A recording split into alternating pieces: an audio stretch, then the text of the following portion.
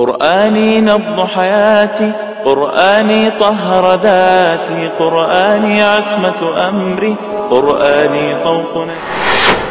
ولقد يسرنا القرآن للذكر فهل من مدكر كذبت عاد فكيف كان عذابي ونذر إنا أرسلنا عليهم ريحا صرصرا في يوم نحس مستمر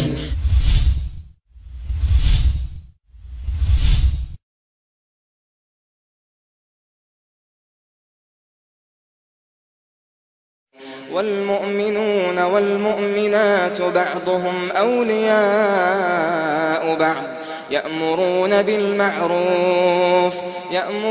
بالمعروف وينهون عن المنكر ويقيمون الصلاة ويؤتون الزكاة ويطيعون الله ورسوله أولئك سيرحمهم الله إن الله عزيز حكيم.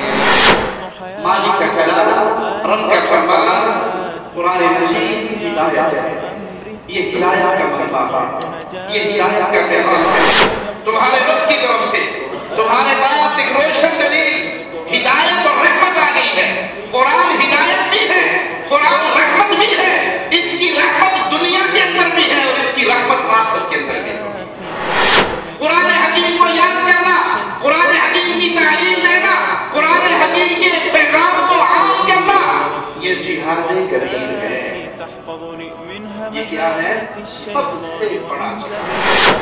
قرآني نبض حياتي، قرآني طهر ذاتي، قرآني عصمة أمري، قرآني طوق نجاتي، قرآني نبض حياتي، قرآني طهر ذاتي، قرآني عصمة أمري، قرآني طوق نجاتي. إن القرآن لنور يتفجر في جنباتي، يرفعني عند مليك الخلق لأعلى الدرجات. إن القرآن لنور يتفجر في جنباتي، يرفعني عند مليك الخلق لأعلى الدرجات. قرآني نبض حياتي، قرآني طهر ذاتي، قرآني عصمة أمري، قرآني طوق نجاتي، قرآني نبض حياتي، قرآني طهر ذاتي، قرآني عصمة أمري، قرآني طوق نجاتي. إن القرآن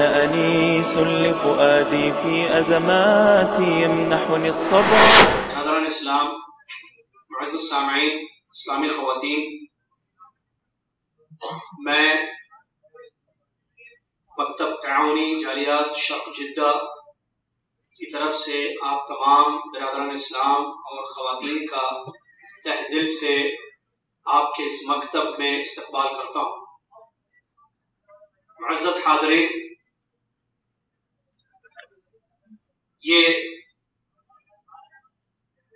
مکتب تعاونی جالیات شرق جدہ ہے جس کے آڈیٹوریم میں آپ بیٹھے ہوئے ہیں۔ اس مکتب جالیات کے قیام کے پیچھے دو اہم مقاصد ہیں۔ پہلا مقصد غیر مسلمین تک اسلام کی دعوت، اور دوسرا مقصد مسلمانوں کے عقائد کی اصلاح۔ ان دو اہم مقاصد کے تحت اس مکتب کا قیام عمل میں لایا گیا ہے۔ یہ مکتب وزارت الشؤون الاسلامیہ والاوقاف کے تحت کام کرتا ہے۔ اس کے مختلف شعبہ جات ہیں: عربی زبان میں دعوی ارشاد، وسائل دعویہ، کیسٹوں، پمفلیٹس، کتابوں کی شکل میں دعوتی کام، قسم الجالیات جس میں مختلف زبانوں پر دین کی دعوت دی جاتی ہے، جیسا کہ اردو اور ملیالم، بنگالی، ہندی، انگریزی، فلپینی، تاملی، چائنیز، نیپالی، صومالی، برماوی وغیرہ مختلف زبانوں پر اس جالیات کے تحت پروگرامز ہوتے ہیں۔ برادران اسلام، اللہ تبارک و تعالیٰ کے فضل و کرم اور اس کی توفیق سے 4 सफर 1433 हिजरी मुताबिक 29 दिसंबर 2011 ईस्वी जुमा की ये शब हमारा ये प्रोग्राम यहाँ शुरू हो रहा है। प्रोग्राम की तरतीब थोड़ी सी मैं आपको बता दूं। सबसे पहले इंशाअल्लाह तिलावत कलाम पाक होगी जो फज़ीलतुल शेख जवाद उमर जामे हफिज़हुल्लाह फरमाएंगे, और उसके बाद इस बरनामज के मुतालिक और यहाँ पर जो दौरात हुए हैं उसके मुतालिक मुख्तसर सी बात पेश की जाएगी, और उसके बाद पहली तकरीर होगी फज़ीलतुल शेख असलम गुजराती हफिज़हुल्लाह की, जो 1 घंटे का बयान होगा इंशाअल्लाह, और आपका मौजू है शैतान के हथकंडे और उनसे बचने की तदाबीर। और उसके बाद इंशाअल्लाह इस मकतब जालियात की जानिब से जो दौरात मुनाकिद हुए हैं पिछले महीनों में, उनमें जो तलबा और तालिबात शरीक हुए हैं, इंशाअल्लाह मुदीर के जानिब से या मुदीर के हाथों से उनके दरमियान सर्टिफिकेट्स तकसीम किए जाएंगे। और उसके बाद दूसरी तकरीर होगी फज़ीलतुल शेख तौसीफुर रहमान राशिदी हफिज़हुल्लाह की, और उनका मौजू है कुरान से दूरी और उसका इलाज। मजलिस की दूसरी कड़ी फज़ीलतुल शेख तौसीफुर रहमान हफिज़हुल्लाह हैं, हमारे दरमियान तशरीफ फरमा है। इंशाअल्लाह उनका किताब होगा। उनके किताब से पहले एक गुजारिश है, वो ये है कि जिन हजरात ने इस जालियात के इल्मी दौरे में हिस्सा लिया है, उनसे गुजारिश है कि वो बाएं जानिब तशरीफ लाएं, इसलिए कि शहादात तकसीम होंगे तो लेने में आसानी हो जाएगी। फज़ीलतुल शेख तौसीफुर रहमान हफिज़हुल्लाह के किताब से पहले उनके फर्जंद आपके सामने इंशाअल्लाह कुछ देर के लिए गुफ्तगू करेंगे। आप उनकी गुफ्तगू समाप्त। अल्हम्दुलिल्लाह वस्सलातु वस्सलामु अला अशरफिल मुरसलीन नबियुना मुहम्मद व अला आलिहि व सहबिहि अजमईन व मन तबिअहुम बि इहसान इला यौमिद्दीन। अम्मा बाद, ففرضت الصلاة في ليلة الإسراء والمعراج قبل هجرة النبي صلى الله عليه وسلم إلى المدينة. فإذا كان فضل الصلاة كبير وأنها فرضت في السماء السابع، فماذا يجب عليك؟ يجب عليك التطبيق بها بعدما تصلون إلى سنة السابع، ويجب عليك المحافظة بها بعدما تصلون إلى سنة العاشر، كما قال صلى الله عليه وسلم: مروا أولادكم بالصلاة وهم أبناء 7، واضربوهم عليها وهم أبناء 10، وفرقوا بينهم في المضاجع. متفق عليه. فيجب عليكم يا أيها الآباء والأمهات أن تعلموا أبناءكم وهم أبناء 7، واضربوهم عليها وهم أبناء 10، وفرقوا بينهم في المضاجع، كما قال صلى الله عليه وسلم: فإن تعلموهم فلكم أجر مثلهم، ولا تتكبروا ولا تسخروا، كما قال تعالى في سورة الحجرات. قال تعالى عن تكبر: يا أيها الذين آمنوا لا يسخر قوم من قوم عسى أن يكونوا خيرا منهم. وقال تعالى عن التكبر عن قصة قوم هود عليه السلام. قال تعالى: فأما عاد فاستكبروا بالأرض بغير الحق، وقالوا من أشد منا قوة، أولم يروا أن الله الذي خلقهم هو أشد منهم قوة، وكانوا بآياتنا يجحدون. وقال تعالى عن عذابهم فانظر ماذا ترى. قال تعالى: فأرسلنا عليهم ريحا صرصرا في أيام نحسات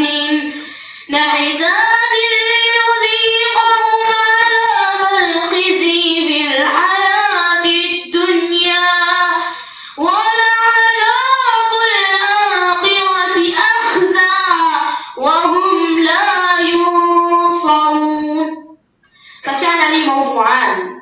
موضوع أول هو الصلاة وما الصلاة الذي قال عنه رسول الله صلى الله عليه وسلم قبل موته: الصلاة الصلاة. وموضوع ثاني هو فضل من يحفظ القرآن الكريم. قال صلى الله عليه وسلم: خيركم من خيركم الدكتور أو المهندس أو الطيار؟ لا، كلا وبل لا، خيركم من تعلم القرآن وعلمه. وقال صلى الله عليه وسلم عن من يحفظ القرآن الكريم أن يقول له يوم القيامة: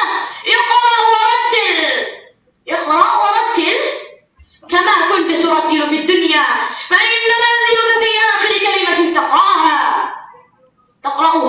متفق عليه. وقال صلى الله عليه وسلم: ما أقول لكم ألف لام ميم حرف، بل ألف حرف ولام حرف وميم حرف. فما أرجوك من قرأت القرآن الكريم كاملا أكثر من 100 مرة. وكما علمنا أن آيات القرآن الكريم أكثر من 6332 آية، والحرف ب10 أمثالها. اللهم اجعلنا من المتقين. اللهم اجعلنا ممن يحفظ كتابك فيتدبره آياته. اللهم اجعلنا ممن يسمع آياتك ويتبع أحسنه. اللهم اجعلنا منهم. اللهم اجعلنا منهم. اللهم عليك أن تهدينا. اللهم عليك أن تهدينا. اللهم عليك أن تدخلنا جناتك جنات النعيم. اللهم عليك بالرافعة المعتدين الضالين. اللهم إنهم يريدون قتل عبادك الصالحين. اللهم عليك بهم. اللهم عليك بهم. اللهم عليك أن تشفي موضانا ومرضى المسلمين. اللهم عليك أن تشفي موضانا ومرضى المسلمين. اللهم اجعلنا ممن يسمع آياتك فيتبع أحسنه يا سميع الدعاء. آخر دعوانا الحمد لله رب العالمين. محترم سامعین، ابھی آپ سید عبداللہ توصیف سے عربی میں کچھ کلمات سن رہے تھے. توقع یہ تھی کہ اردو میں گفتگو کریں گے، لیکن انہوں نے عربی میں گفتگو کیا. ان کی گفتگو کا خلاصہ یہ تھا کہ اللہ تعالیٰ نے معراج کی رات محمد رسول اللہ صلی اللہ علیہ وسلم کو نماز کا تحفہ دیا. اس کی حفاظت کرنا چاہیے. رسول اللہ صلی اللہ علیہ وسلم نے تاکید اس بات کی فرمایا کہ بچے جب 7 سال کی عمر کو پہنچ جائیں تو انہیں نماز کا حکم دیا جائے. اس حوالے سے ماں باپ کی ذمہ داری بنتی ہے کہ اپنی اولاد کو نماز کی تربیت دیں. پھر نماز سے جو لوگ کبر کرتے ہیں، اس حوالے سے مختصر سی بات یہ کہ اللہ تعالیٰ کی عبادت سے کبر کرنا اپنے آپ کو دوزخ کا ایندھن بنانا ہے. قرآن کے حوالے سے بھی انہوں نے گفتگو کیا. ان کے بعد انشاءاللہ اس کی وضاحت کریں گے. آج کے پروگرام کی دوسری کڑی فضیلت الشیخ توصیف الرحمان حفظہ اللہ ہے. شیخ کسی تعارف کے محتاج نہیں ہیں. آپ ریاض سے تشریف لائے، وہاں جاریات میں کام کرتے ہیں. کئی دفعہ اس اسٹیج سے انہوں نے خطاب کیا ہے اور آپ سب لوگ ان کے خطاب سے استفادہ کرتے رہتے ہیں. آج ہمارے درمیان موجود ہیں. انشاءاللہ ان کا موضوع ہوگا قرآن سے دوری کے اسباب. قرآن کریم اللہ تعالیٰ کی کتاب ہے جس سے تمسک کا ہمیں حکم دیا گیا ہے. وَاعْتَصِمُوا بِحَبْلِ اللَّهِ جَمِيعًا وَلَا تَفَرَّقُوا، کہ اللہ کی رسی کو تم سب مل کے تھام لو. رسول اللہ صلی اللہ علیہ وسلم نے ارشاد فرمایا: اقرؤوا القرآن واعملوا بہ، قرآن پڑھو اور اس پر عمل کرو. اور نبی علیہ السلام نے ارشاد فرمایا: خیرکم من تعلم القرآن وعلمہ، تم میں وہ شخص بہترین ہے جس نے قرآن کو سیکھا اور سکھایا. ساتھ ہی نبی علیہ السلام نے یہ بھی بیان فرمایا: ان اللہ یرفع بهذا الكتاب اقواما ويدع به آخرین، کہ اللہ اسی کتاب سے لوگوں کو اٹھاتا ہے اور اسی کتاب سے لوگوں کو گرا بھی دیتا ہے. مزید شرح و بسط کے ساتھ گفتگو کے لیے میں دعوت سخن دے رہا ہوں فضیلت الشیخ سید توصیف الرحمان حفظہ اللہ کو. تشریف. السلام علیکم ورحمۃ اللہ وبرکاتہ.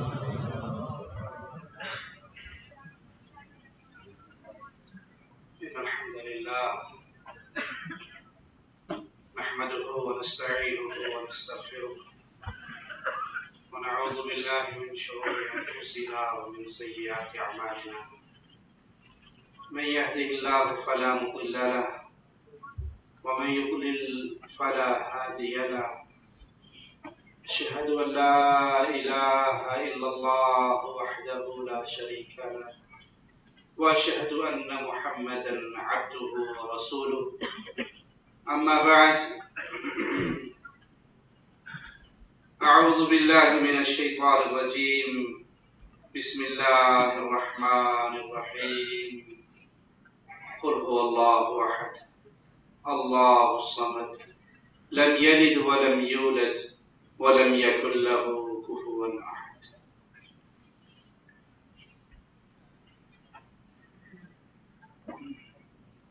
قرآن حکیم اللہ کا کلام ہے. قرآن حکیم عزت اور شرف والی کتاب ہے. اس سے پہلے کسی کتاب کو وہ شان نہیں ملی جو قرآن حکیم کو ملی ہے. قرآن حکیم ہدایت کا مینارہ ہے، روشنی کا سرچشمہ ہے. یہ وہ احمد والی کتاب ہے جس رات کو یہ نازل ہوئی اس ایک رات کی عبادت 1000 ماہ کی عبادت سے بہتر ہے. جس مہینے میں یہ نازل ہوئی وہ مہینہ مہینوں کا سردار، جو فرشتہ اس کو لے کر آیا وہ فرشتہ فرشتوں کا سردار. جس رسول مقدس میں نازل ہوئی وہ رسول رسولوں کے امام. قرآن حکیم ذلت میں ڈوبے ہوئوں کو عزت کی راہ دکھاتی ہے. یہ وہ عظیم کتاب ہے جو اس کا ہو جائے، جو اس سے جڑ جائے، جو اس سے لگ جائے، نہ اس کے لیے دنیا میں خسارہ ہے نہ اس کے لیے آخرت میں خسارہ. جس نے اس کو اپنے سینے سے لگایا وہ دنیا کے اندر بھی عزت پاتا ہے اور آخرت کی عزتیں تو اسی کے لیے. اور جو اس کو پشت کے پیچھے پھینک دیتا ہے، جو اس سے اپنے چہروں کو موڑ لیتا ہے، وہ دنیا کے اندر بھی ذلیل ہوتا ہے اور آخرت کی ذلت تو اسی کے لیے. قوموں کی بلندی رب کی اس کتاب کے ساتھ جڑی ہوئی ہے. قوموں کے زوال کی کہانی اللہ کے اس کلام سے جڑی ہوئی ہے. جس قوم نے رب کے اس کلام کو اپنا اوڑھنا اور بچھونا بنایا وہ عزت کے راہی بنے، اور جس نے مالک کے اس فرمان کو جھٹلایا چھوڑ دیا دنیا کے اندر ذلت ان کا مقدر. آئیے دیکھیں جس ماحول میں اللہ کی یہ کتاب نازل ہوئی انسانیت کس حال میں تھی، وہ معاشرہ کیسا تھا. جس معاشرے کے اندر اللہ کا یہ کلام نازل ہوا اس دور میں انسانیت مر چکی تھی، اخلاق کا جنازہ نکل چکا تھا. کبھی پانی پینے پلانے پہ جھگڑا، کبھی گھوڑا آگے بڑھانے پہ جھگڑا. قتل و غارت کا بازار گرم تھا.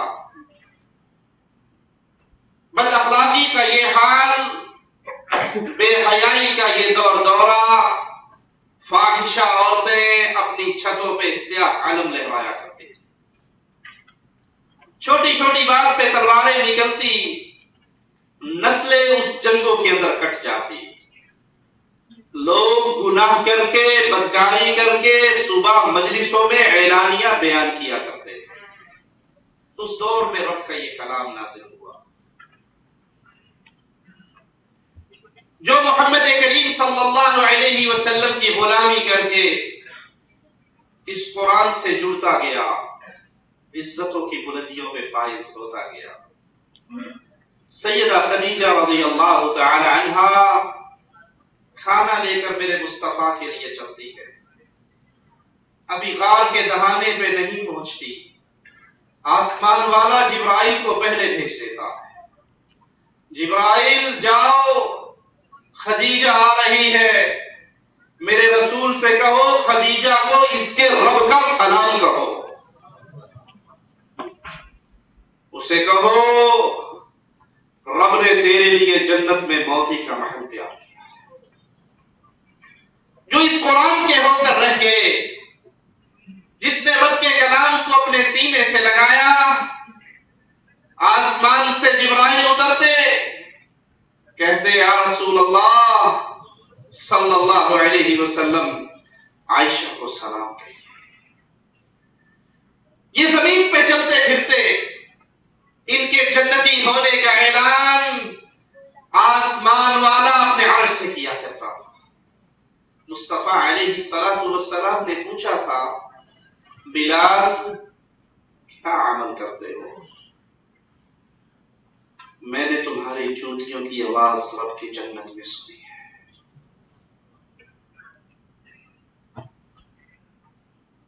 جو اس قرآن کے ہو گئے، اس کلام سے جڑ گئے، اس کو اپنے سینے سے لگایا، اپنی گردن کو اللہ کی کتاب کے ہر فیصلے کے سامنے جھکا دیا، پھر عزت دنیا اور آخرت کے اندر ان کے لیے ہوئی۔ آئیے دیکھیے پیارے حبیب علیہ السلام کے پیارے ساتھیوں کا اللہ کے اس کلام سے کیا تعلق تھا، کیا رشتہ تھا، کیا محبت تھی۔ ایک صحابی رات کی تنہائی میں اللہ کے کلام کی تلاوت کر رہے، آسمان سے روشنی سی اترنے لگی، صبح آ کر کہا یا رسول اللہ صلی اللہ علیہ وسلم، میرے پیارے نبی کا نام آئے تو محبت سے کہیں صلی اللہ علیہ وسلم، یہ سودا گھاٹے کا نہیں ہے، آپ ایک مرتبہ کہو گے صلی اللہ علیہ وسلم، عرش والا آپ پر 10 رحمتوں کا نزول فرمائے گا۔ اللہ کے لیے اعلیٰ مثال، آپ سعودی عرب کے اندر کمپنیوں میں جاب کرتے ہیں، کسی کا کفیل یہ کہے کہ جو 1 ریال دے گا میں اس کو 10 ریال دوں گا، یہ دیکھو لائٹ ٹوٹ جائے گی، ریال دے کے 10 لے کے پھر لائٹ لگ جائے، یہ کیڑا پتہ لگنا ہے۔ میرے رب سے سچی بات اور کس کی ہو سکتی ہے؟ جو پیارے حبیب پر ایک مرتبہ درود پڑھے صلی اللہ علیہ وسلم، عرش والا اپنے اس بندے پر 10 رحمتوں کا نزول فرماتا۔ پیارے حبیب علیہ السلام کا نام آئے تو انگوٹھے چوم کے آنکھوں سے نہ لگائیں کہ یہ محمد کریم کی سنت سے ثابت، یہ ڈھکوسلا ہے مولویوں کا۔ تسی نہیں مانتے انگوٹھے چ نور ہوندا ہے، نبی دا بھی نور ہے تے یہ بھی نور ہے، نور دا نہ آوے تے نور نو چم لینے ہیں۔ میں کہتا ہوں جب استنجا کرنے جاتے ہو پھر یہ نور کہاں جاتا ہے؟ پیارے حبیب علیہ السلام کا نام آئے تو محبت سے کہیں، عادت بنائیں صلی اللہ علیہ وسلم۔ اللہ کے حبیب علیہ السلام یہ آسمان سے روشنی اتری، پیارے حبیب نے فرمایا ہے میرے ساتھی یہ رب کے فرشتے اتر رہے تھے تیرا قرآن سننے کے لیے، قرآن کی تلاوت سننے کے لیے، اگر تو تلاوت کو جاری رکھتا تیرے قریب آ جاتے، دنیا والے اپنی آنکھوں سے رب کے ملائکہ کو دیکھتے تھے۔ جنہوں نے قرآن کو اپنے سینے سے لگایا، کیسر و کسرا کے تاج ان کی ٹھوکروں میں ہوا کرتے تھے، ان کے فرزند آسمان پہ پھٹکی ہوئی بدلی کو دیکھ کر کہا کرتے تھے جہاں جی آتا ہے برس لے، تیرے پانی سے پیدا ہونے والی انگوری کا خراج میرے بیت المال میں ضرور آئے گا۔ جو قرآن کے ہو کر رہ گئے، جو اللہ کی کتاب سے جڑ گئے، جنہوں نے اللہ کی کتاب کو اپنے جسم پر، اپنے گھر پر، اپنے ماحول پر، اپنے معاشرے پر، اپنی بستی پر، اپنے ملکوں پر نافذ کیا، کفار ان کے سردار ہاتھ میں شراب کا جام لے کے بیٹھے ہوا کرتے تھے، اور کسی کے منہ سے عمر کا نام نکل جاتا تھا تو وہ جام چھلک جایا کرتے تھے۔ یہ قرآن والے، یہ اللہ کے کلام سے محبت کرنے والے، یہ اللہ کے کلام پہ عمل کرنے والے، یہ اللہ کی کتاب کو نافذ کرنے والے۔ اور آج آئیے ان پیاروں کی پیاری سیرت کے چند واقعات کو اپنے سامنے رکھیں، اور سب سے پہلے اللہ سے دعا ہے اللہ کہنے والے کو توفیق عطا فرمائے، پھر ہر سننے والا غور کرے کہ ہمارا اللہ کے کلام سے کیا رشتہ ہے۔ عبداللہ ابن مسعود رضی اللہ عنہ ایمان لانے کے بعد رسول کریم صلی اللہ علیہ وسلم کے ساتھ سفر و حضر میں ساتھ رہتے، دلچسپی سے اللہ کے کلام کو سیکھتے، اللہ کے قرآن کو سیکھتے۔ ایک رات قرآن کی تلاوت کر رہے، محمد کریم صلی اللہ علیہ وسلم آئے اور آ کر ابن مسعود کی تلاوت کو سننے لگے۔ پھر اپنے صحابہ سے کہا جو یہ چاہے کہ قرآن کو اسی لہجے پر پڑھے جس لہجے پر وہ نازل ہوا ہے تو ابن مسعود سے وہ لہجہ سیکھے۔ اس قرآن سے محبت نے پھر دیا کیا، ابن مسعود رضی اللہ عنہ ایک درخت کے ٹہنے پہ چڑھے ہوئے، ہوا کا جھونکا آتا ہے، پتلا سا جسم، پتلی پتلی ٹانگیں، چھوٹا سا قد، رضی اللہ عنہ ہوا کے جھونکے سے لہرا جاتے ہیں۔ ان کا کپڑا اٹھتا ہے، نیچے پتلی پتلی پنڈلیاں نظر آتی ہیں، نیچے کھڑے ہوئے صحابہ ہنسنے لگ جاتے ہیں۔ آقا علیہ السلام پوچھتے ہیں میرے ساتھیوں کیوں ہنس رہے ہو؟ کہا ابن مسعود کی باریک ٹانگوں کو، پتلی پنڈلیوں کو دیکھ کر۔ کہا پتلی پنڈلیوں کو دیکھ کر ہنسنے والوں، ابن مسعود کی یہ پنڈلیاں اللہ کے میزان میں احد پہاڑ سے زیادہ بھاری ہیں۔ ابن مسعود رضی اللہ عنہ قرآن کی اس محبت کے بارے میں خود فرماتے ہیں جس نے محمد کریم کے پیارے منہ سے 70 سورتیں یاد کی، کہتے ہیں اللہ کے کرم سے، اللہ کے فضل سے مجھے ہر آیت کے بارے میں علم ہے کہ یہ آیت کب نازل ہوئی اور اس کا شان نزول کیا۔ مجھے کسی شخص کے بارے میں علم ہوتا کہ وہ اللہ کے کلام کو مجھ سے زیادہ جانتا ہے تو میں جا کر اس سے اللہ کے کلام کا علم سیکھا کرتا۔ کیا یہ حالت آج آپ کی اور میری بھی ہے؟ کیا یہ فکر آپ کی اور میرے دل میں بھی ہے کہ ہم اپنی اولاد کو اللہ کے کلام کا علم سکھائیں؟ ایک جنگ سے واپسی پر اسلامی لشکر ایک پہاڑی کے دامن میں پڑاؤ ڈالتا ہے۔ محمد کریم صلی اللہ علیہ وسلم پوچھتے ہیں کہ آج پہرا کون دے گا؟ عمار بن یاسر کہتے ہیں میں دوں گا۔ ایک اور صحابی ان کے ساتھ کھڑے ہو گئے، کہنے لگے میں دوں گا۔ دونوں آپس میں مشورہ کرتے ہیں تم نے پہلی رات دینا ہے یا آخری رات دینا ہے؟ عمار بن یاسر کہتے ہیں میں نے رات کے آخری پہر میں۔ ان کے ساتھ ہی رات کے ابتدائی پہر میں کھڑے ہو جاتے ہیں، وضو کرتے ہیں اور نماز کی نیت باندھ لیتے ہیں، نماز پڑھنا شروع ہو جاتے ہیں۔ دشمن تلاش میں ہے، تعاقب میں ہے، وہ تیر مارتا ہے، تیر مارتا ہے، تیر اس صحابی کو لگتا ہے یہ قرآن پڑھ رہے، رب کے لیے نماز پڑھ رہے، اپنے ہاتھ سے تیر کو نکال کر پھینک دیتے ہیں، قرآن کی تلاوت جاری رکھتے ہیں۔ دشمن دوسرا تیر مارتا ہے، یہ اس کو بھی نکال کر پھینک دیتے ہیں، تلاوت کو جاری رکھتے ہیں۔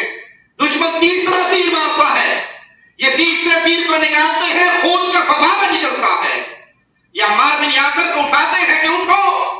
وہ اتنا خون دے کر کہتے ہیں پیارے بھائی جب آپ کو پہلا تیر لگا تھا آپ نے مجھے کیوں نہیں جگایا، نماز مختصر کیوں نہیں کر دی؟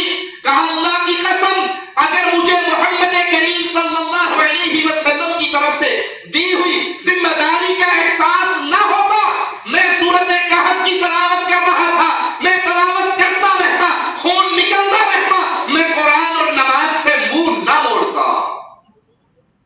قرآن کی یہ محبت کیا آپ کے اور میرے دل میں ہے؟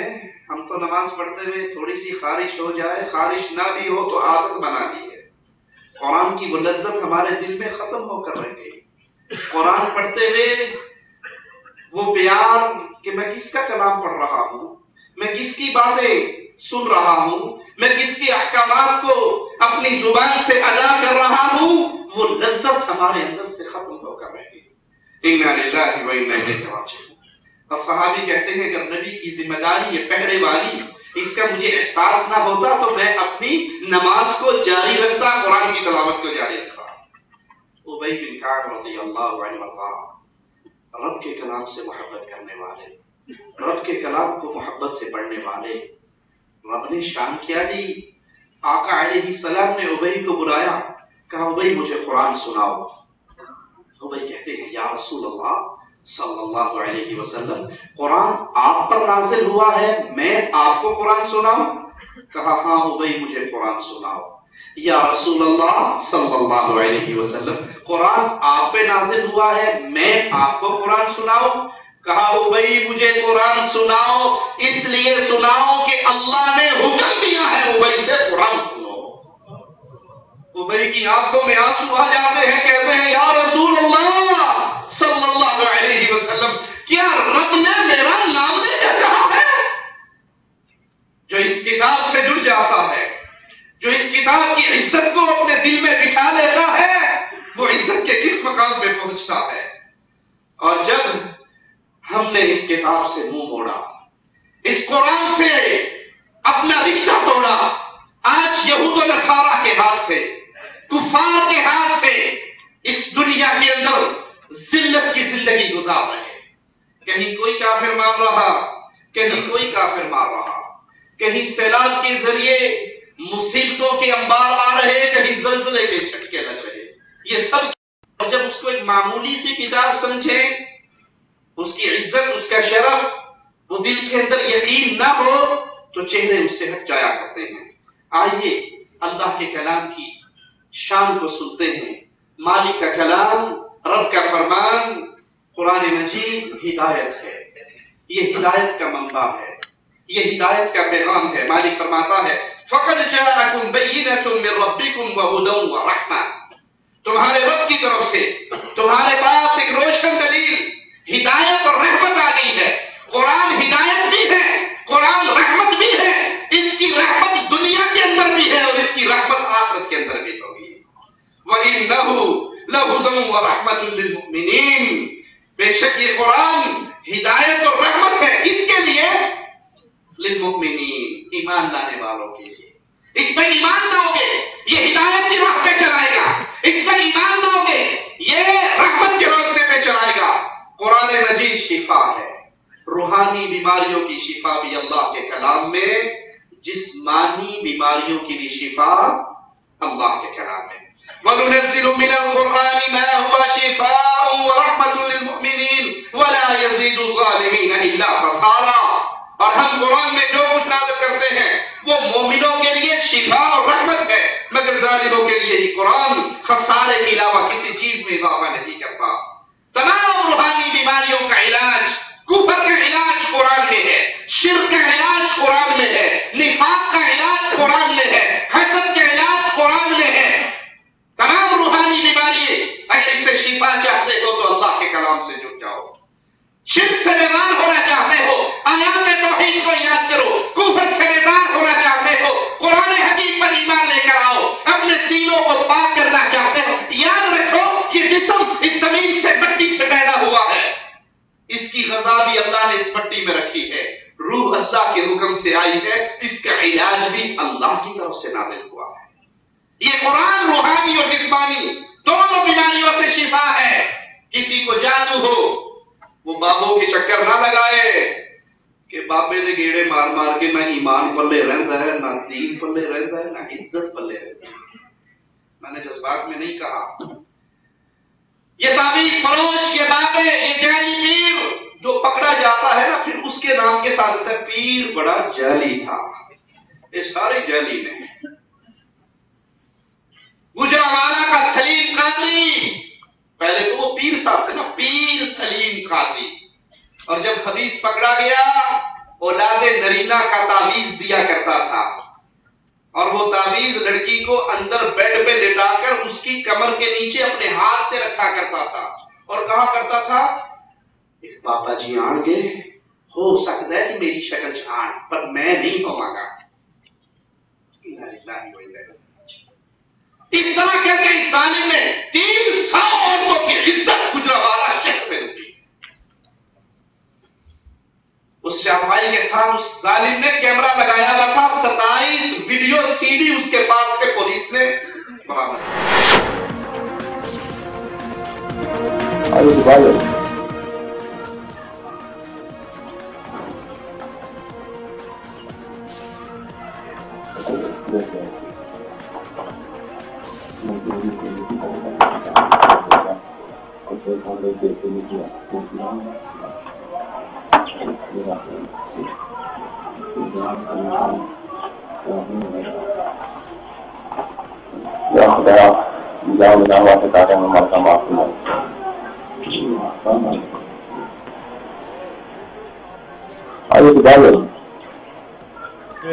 نور کی برسات ہے اور یہاں سے بیٹے بھی ملیں گے اور بانجھ پن بھی دور ہوگا.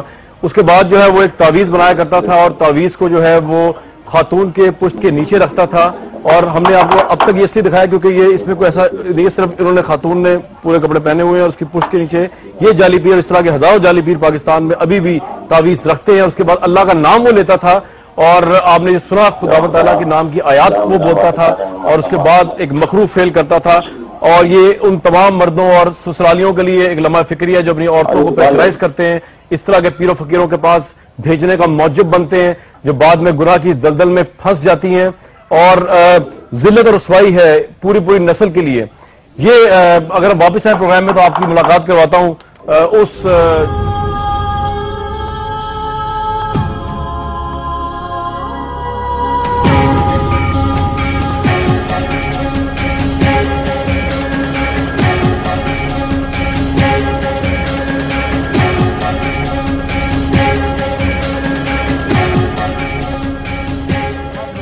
کہتے تھے کہ آپ بیٹا دیں گے ان کو؟ نہیں سر, میں سال پہلے سے دام بند کر دیا, پچھلے روزوں میں سر میں نے بند کر دیا تھا کام سارا. جی سر. ہاں سر پتہ نہیں کتنی خواتین کو آپ نے اپنی درندگی کا نشانہ بتائیں؟ ہمارے پاس 27 کی مووی ہے. بس سر جتنی آپ کے پاس ہے. جی اس سے پہلے بھی کوئی میڈیا آیا, کیا کیا آپ نے؟ نہیں سر, پہلے جب میرا کارڈ گم ہوا تھا میموری کارڈ ہمارے کارڈ آپ کا ملا, پھر بندوں نے ان کو 40,000 روپیہ دیا ہے, انہوں نے پورا ڈاٹا ضائع کر دیا. اسی سے پتہ نہیں کس نے اپنے پاس رکھا ہوا تھا. جی آج اس نے پھر دوبارہ آپ کے پاس بھیج دیے. آپ مانتے ہیں آپ سے غلطی ہوئی, یہ اللہ کو اب رمضان شروع ہو گیا ہے, آپ سمجھتے ہیں اللہ سے معافی مانگتے ہیں؟ جی سر, میں نے سر پچھلے روزوں کا میں اللہ سے معافی مانگ رہا ہوں. اس کے بعد میں نے تام درود بند کر دیا, میں کرتا نہیں ہوں.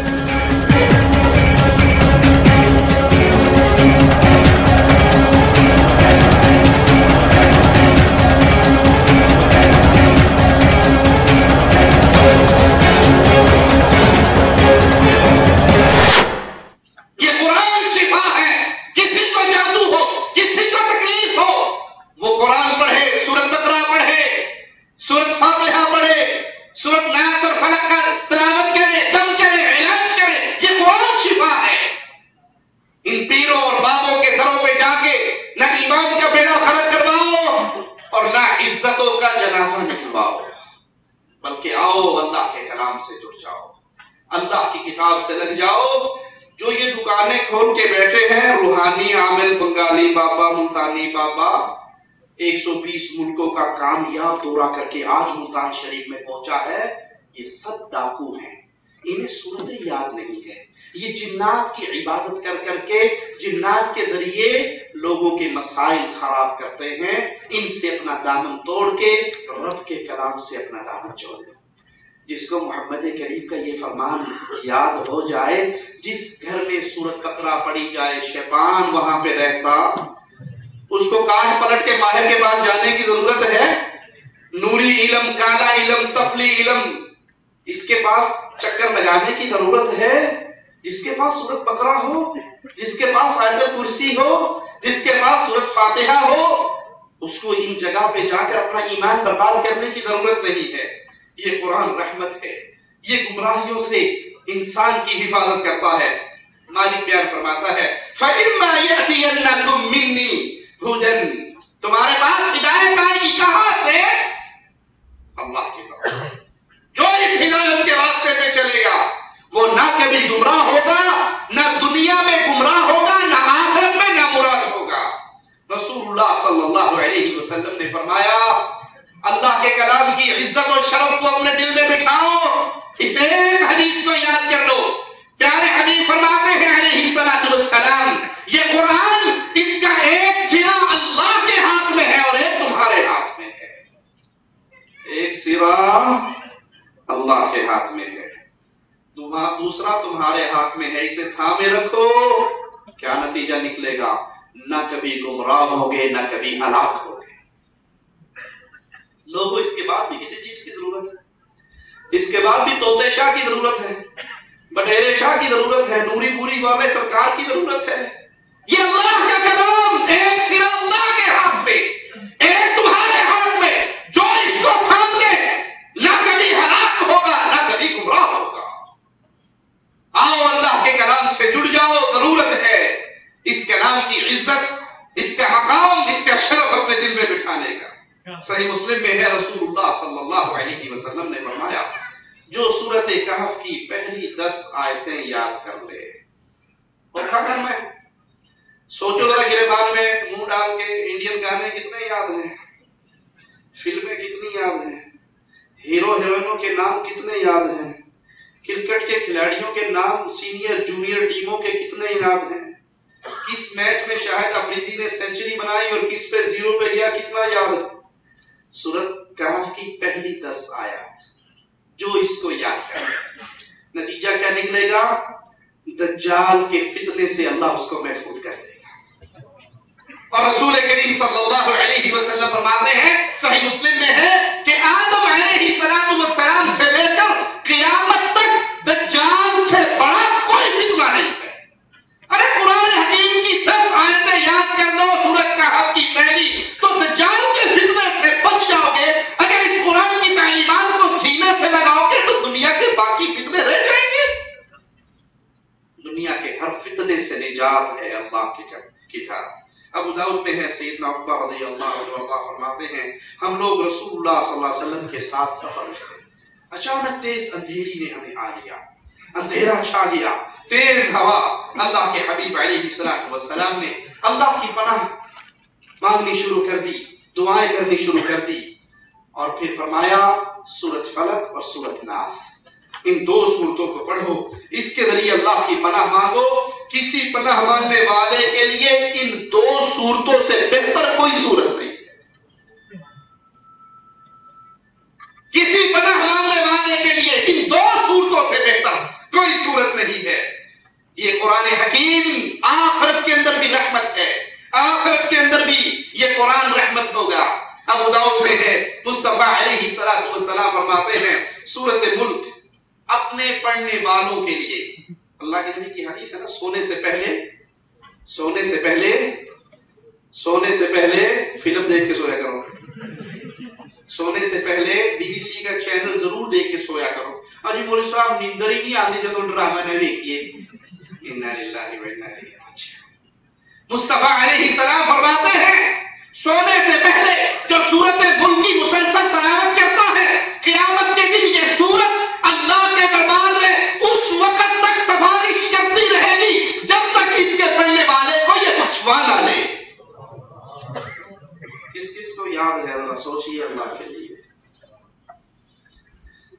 اصل میں ہم ریڈی میڈ کام پہ چل پڑے ہیں، مولوی صاحب رکھ لیے وہ کوکے شوکے مار چھٹڑ سانو اوکھا نہ ہونا پڑے۔ فون کیا کہ نے کہا شیخ میں بیمار ہوں کچھ پڑھ کے دیجئے، اور مجھے پتہ گھر میں ڈش انٹینا لگا ہوا تھا اور وہ رات کو سونے سے پہلے 2 بجے تک فلمیں شلمیں دیکھ ہی سوتا۔ تو میں نے کہا بھائی بوتل پانی کی رکھ لو، جب ساری فلمیں دیکھ لو تو پانی پہ پھونک مار کے پی لو، اللہ شفا دے گا۔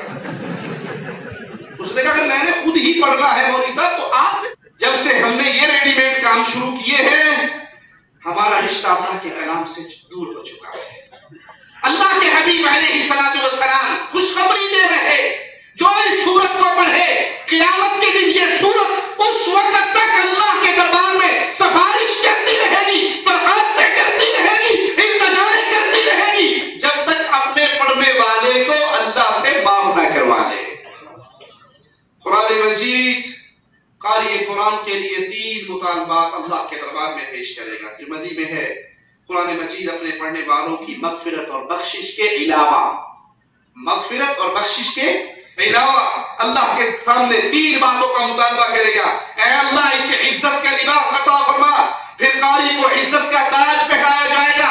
قرآن حکیم پھر مطالبہ دہرائے گا، اے اللہ اس کو عزت کا لباس عطا فرما، قاری قرآن کو عزت کا لباس عطا فرمایا جائے گا۔ تیسرا مطالبہ ہوگا، اے اللہ قاری قرآن سے راضی ہو جا۔ اللہ قرآن کی یہ درخواست، قرآن کا یہ مطالبہ مان کر قاری قرآن سے راضی ہو جائے گا۔ کتنی محنت ہے میری اور آپ کی اس قرآن سے جڑنے کے لیے، کتنی محنت ہے میری اور آپ کی اس قرآن کا علم اپنے بچوں کے سینے میں منتقل کرنے کے لیے۔ قرآن کریم سے دور ہونے والے بدنصیبوں، اپنے اس گناہ پر اللہ سے معافی مانگو۔ بدنصیب ہے وہ جس نے اس دنیا میں رہتے ہوئے قرآن سے دوستی نہ کی۔ قیامت کے دن سب نہیں چھوڑ جانا ہے نا۔ یوم یفر المرء من اخیہ وامہ وابیہ، ماں کہے گی میرے پتر تو جہنم میں سوڑ، مینوں بچا۔ باپ کہے گا میری اولاد کو پھینک دے، مجھے بچا دے۔ ہر بندہ یہ کہے گا سارے مر جائیں میں بچ جاؤں۔ وہاں پہ سفارشی چاہیے، یہ قرآن تمہارا سفارشی بنے گا، یہ قرآن تمہاری سفارش کرے گا۔ قرآن کریم سے دور ہونے والوں ذرا سوچو تو صحیح، قرآن حکیم کو یاد کرنا، قرآن حکیم کی تعلیم دینا، قرآن حکیم کے پیغام کو عام کرنا، یہ جہاد کبیر ہے۔ یہ کیا ہے؟ سب سے بڑا جہاد، سب سے بڑا جہاد اللہ کے قرآن کو یاد کرنا، اس قرآن کی دعوت دینا، اس قرآن کی تبلیغ کرنا، اس قرآن کے پیغام کو عام کرنا، یہ کائنات میں جتنا جہاد ہے سب سے بڑا جہاد قرآن کی تعلیم کو عام کرنا۔ قرآن حکیم بیان فرماتا ہے فَلَا تُطِعِ الْكَافِرِينَ وَجَاهِدْهُمْ بِهِ جِهَادًا كَبِيرًا، وَجَاهِدْهُمْ بِهِ جِهَادًا كَبِيرًا۔ اے مصطفیٰ علیہ السلام، کافروں کی باتیں نہ مانو اور اس قرآن کے ساتھ، ان کے ساتھ سب سے بڑا جہاد کرو۔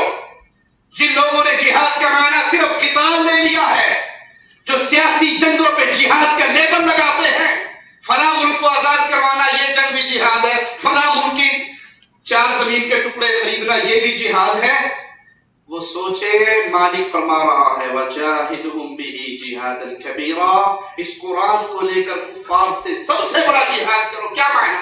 ان کو دعوت توحید دو، ان کو پیغام قرآن سناؤ، اس کو سنانا، اس کی دعوت کو عام کرنا۔ قرآن حکیم اس کو سب سے بڑا جہاد قرار دے رہا ہے۔ قرآن مجید وہ عظیم کتاب ہے جس کے ہر حرف کو پڑھنے پر مالک 10 نیکیاں عطا فرماتا ہے۔ ہر حرف۔ دنیا میں ایسی کوئی کتاب اور عمران سیریز پڑھنے پر بھی ثواب ملتا ہوگا نا، جاسوسی ڈائجسٹ پڑھنے کا بھی کوئی نہ کوئی جب تو ہوگا۔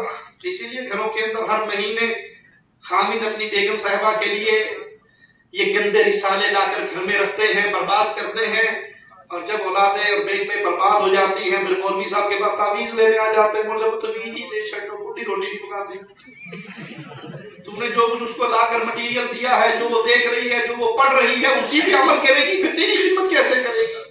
قرآن حکیم و عظیم کتاب ہے، ایک حرف اس کا پڑھیں گے آپ کو اس پہ 10 نیکی ملے گی۔ مصطفیٰ علیہ السلام فرماتے ہیں من قرأ حرفا من کتاب اللہ فلہ بہ حسنہ والحسنۃ بعشر امثالها۔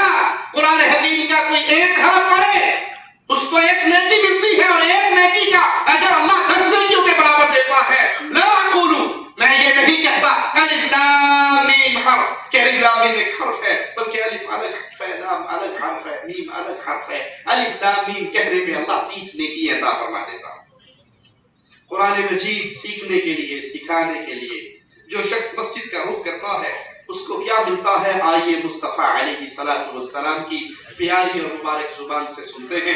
اللہ کے حبیب علیہ السلام نے فرمایا جو شخص صرف اس لیے مسجد گیا کہ وہ نیکی سیکھے یا نیکی سکھائے، جو صرف اس نیت سے مسجد میں جائے کہ یا نیکی سیکھنی ہے یا تو وہ سیکھنے والا ہے یا سکھانے والا ہے، اللہ اس کو کامل پورے حج کا ثواب عطا فرما دے۔ ہم نے تو قرآن یاد کرنے والوں کو مسیطل کا نام دیا ہوا ہے، سب سے ہمارے معاشرے میں ڈی گریڈ معاشرے کا فرق کون سا ہے؟ مولوی صاحب، قاری صاحب، ہم اس کو بیکار ترین، کسی کے گھر اللہ معاف فرمائے محفوظ رکھے آزمائشوں سے، کوئی نابینا بچہ پیدا ہو جائے تو کیا کہتے ہیں اس کے بارے میں؟ ان مصیبتیں پا چکے، قرآن یاد کر لے گا، دال روٹی سے چلائی رکھے گا۔ جو کنڈم بچے ہیں ہم ان کو مسجد میں بھیجتے ہیں، اسکول سے فیل ہو گیا ہے، واپس آ گیا ہے، اب اس کو مسجد میں ڈال دو، مدرسے میں ڈال دو۔ اور جو کریم ہوتی ہے اس کو ہم انگلش میڈیم اسکول، اعلیٰ سے اعلیٰ تعلیم، اعلیٰ سے اعلیٰ تعلیم۔ میں جملہ کہنے لگا ہوں، آپ کا بیٹا ترقی کرتے کرتے کرتے دنیا کا سب سے بڑا آدمی بن جائے، پوری دنیا کا بادشاہ بن جائے، آپ کا بیٹا ترقی کرتے کرتے دنیا کا سب سے پاورفل بندہ بن جائے، اگر اس کے سینے میں رب کا قرآن نہیں ہے، آپ کی قبر میں ٹھنڈی ہوا نہیں آئے گی، وہ کھربوں پتی ہو جائے۔ اور اگر آپ کا بچہ قرآن کا قاری ہے، قرآن کا عالم ہے، قرآن پڑھنے پڑھانے والا، جنت کے اندر بھی ہوں گے، آپ کے درجات بلند ہو جائیں گے۔ پوچھا جائے گا میرے درجے کیوں بلند ہوئے؟ جواب ملے گا تیرا بیٹا دنیا میں تیرے لیے دعائیں کرتا ہے۔ اور وہ دعائیں کون کرے گا؟ جس کو ہم نے اس نیک تربیت کے راستے پہ چلایا ہوگا۔ ابن ماجہ میں ہے، رسول اللہ صلی اللہ علیہ وسلم کہ صحابی ابو درداء فرماتے ہیں، میں نے رسول اللہ صلی اللہ علیہ وسلم کو فرماتے ہوئے سنا، من سلک طریقا یلتمس فیہ علما سہل اللہ لہ طریقا الی الجنہ، جو شخص علم کی خاطر راستے پہ نکلتا ہے، اللہ اس کے لیے جنت کی راہوں کو آسان کر دیتا ہے۔ جو قرآن سیکھنے کے لیے نکلتا ہے، دنیا کے اندر محنت کرتا ہے، اللہ اس کے لیے جنت کے راستوں کو آسان کر دیتا ہے۔ فرشتے خوش ہو کر قرآن کا علم سیکھنے والے کے پاؤں کے نیچے پر بچھاتے ہیں، مچھلیاں سمندروں میں اس کی مغفرت کی رب سے دعائیں کرتی ہیں۔ ہم تو اس کو حافظ صاحب کہہ کے تنخواہ دیتے ہیں نا، مولوی صاحب کہہ کے تنخواہ دیتے ہیں۔ اس کی شان کیا ہے؟ اللہ کے ملائکہ خوش ہو کر قرآن کے علم سیکھنے والے کے قدموں کے نیچے پر بچھا رہے ہیں، مچھلیاں سمندروں کے اندر اس کی مغفرت کی دعا مانگ رہی ہے۔ ابن ماجہ میں ہے، رسول اللہ صلی اللہ علیہ وسلم نے فرمایا، ان للہ اہلین من الناس قالوا یا رسول اللہ صلی اللہ علیہ وسلم من ہم، لوگوں میں سے کچھ ایسے ہیں جو خاص اللہ والے ہیں۔ خاص کون ہیں؟ اللہ والے۔ پوچھا گیا یا رسول اللہ صلی اللہ علیہ وسلم وہ اللہ والے کون ہیں؟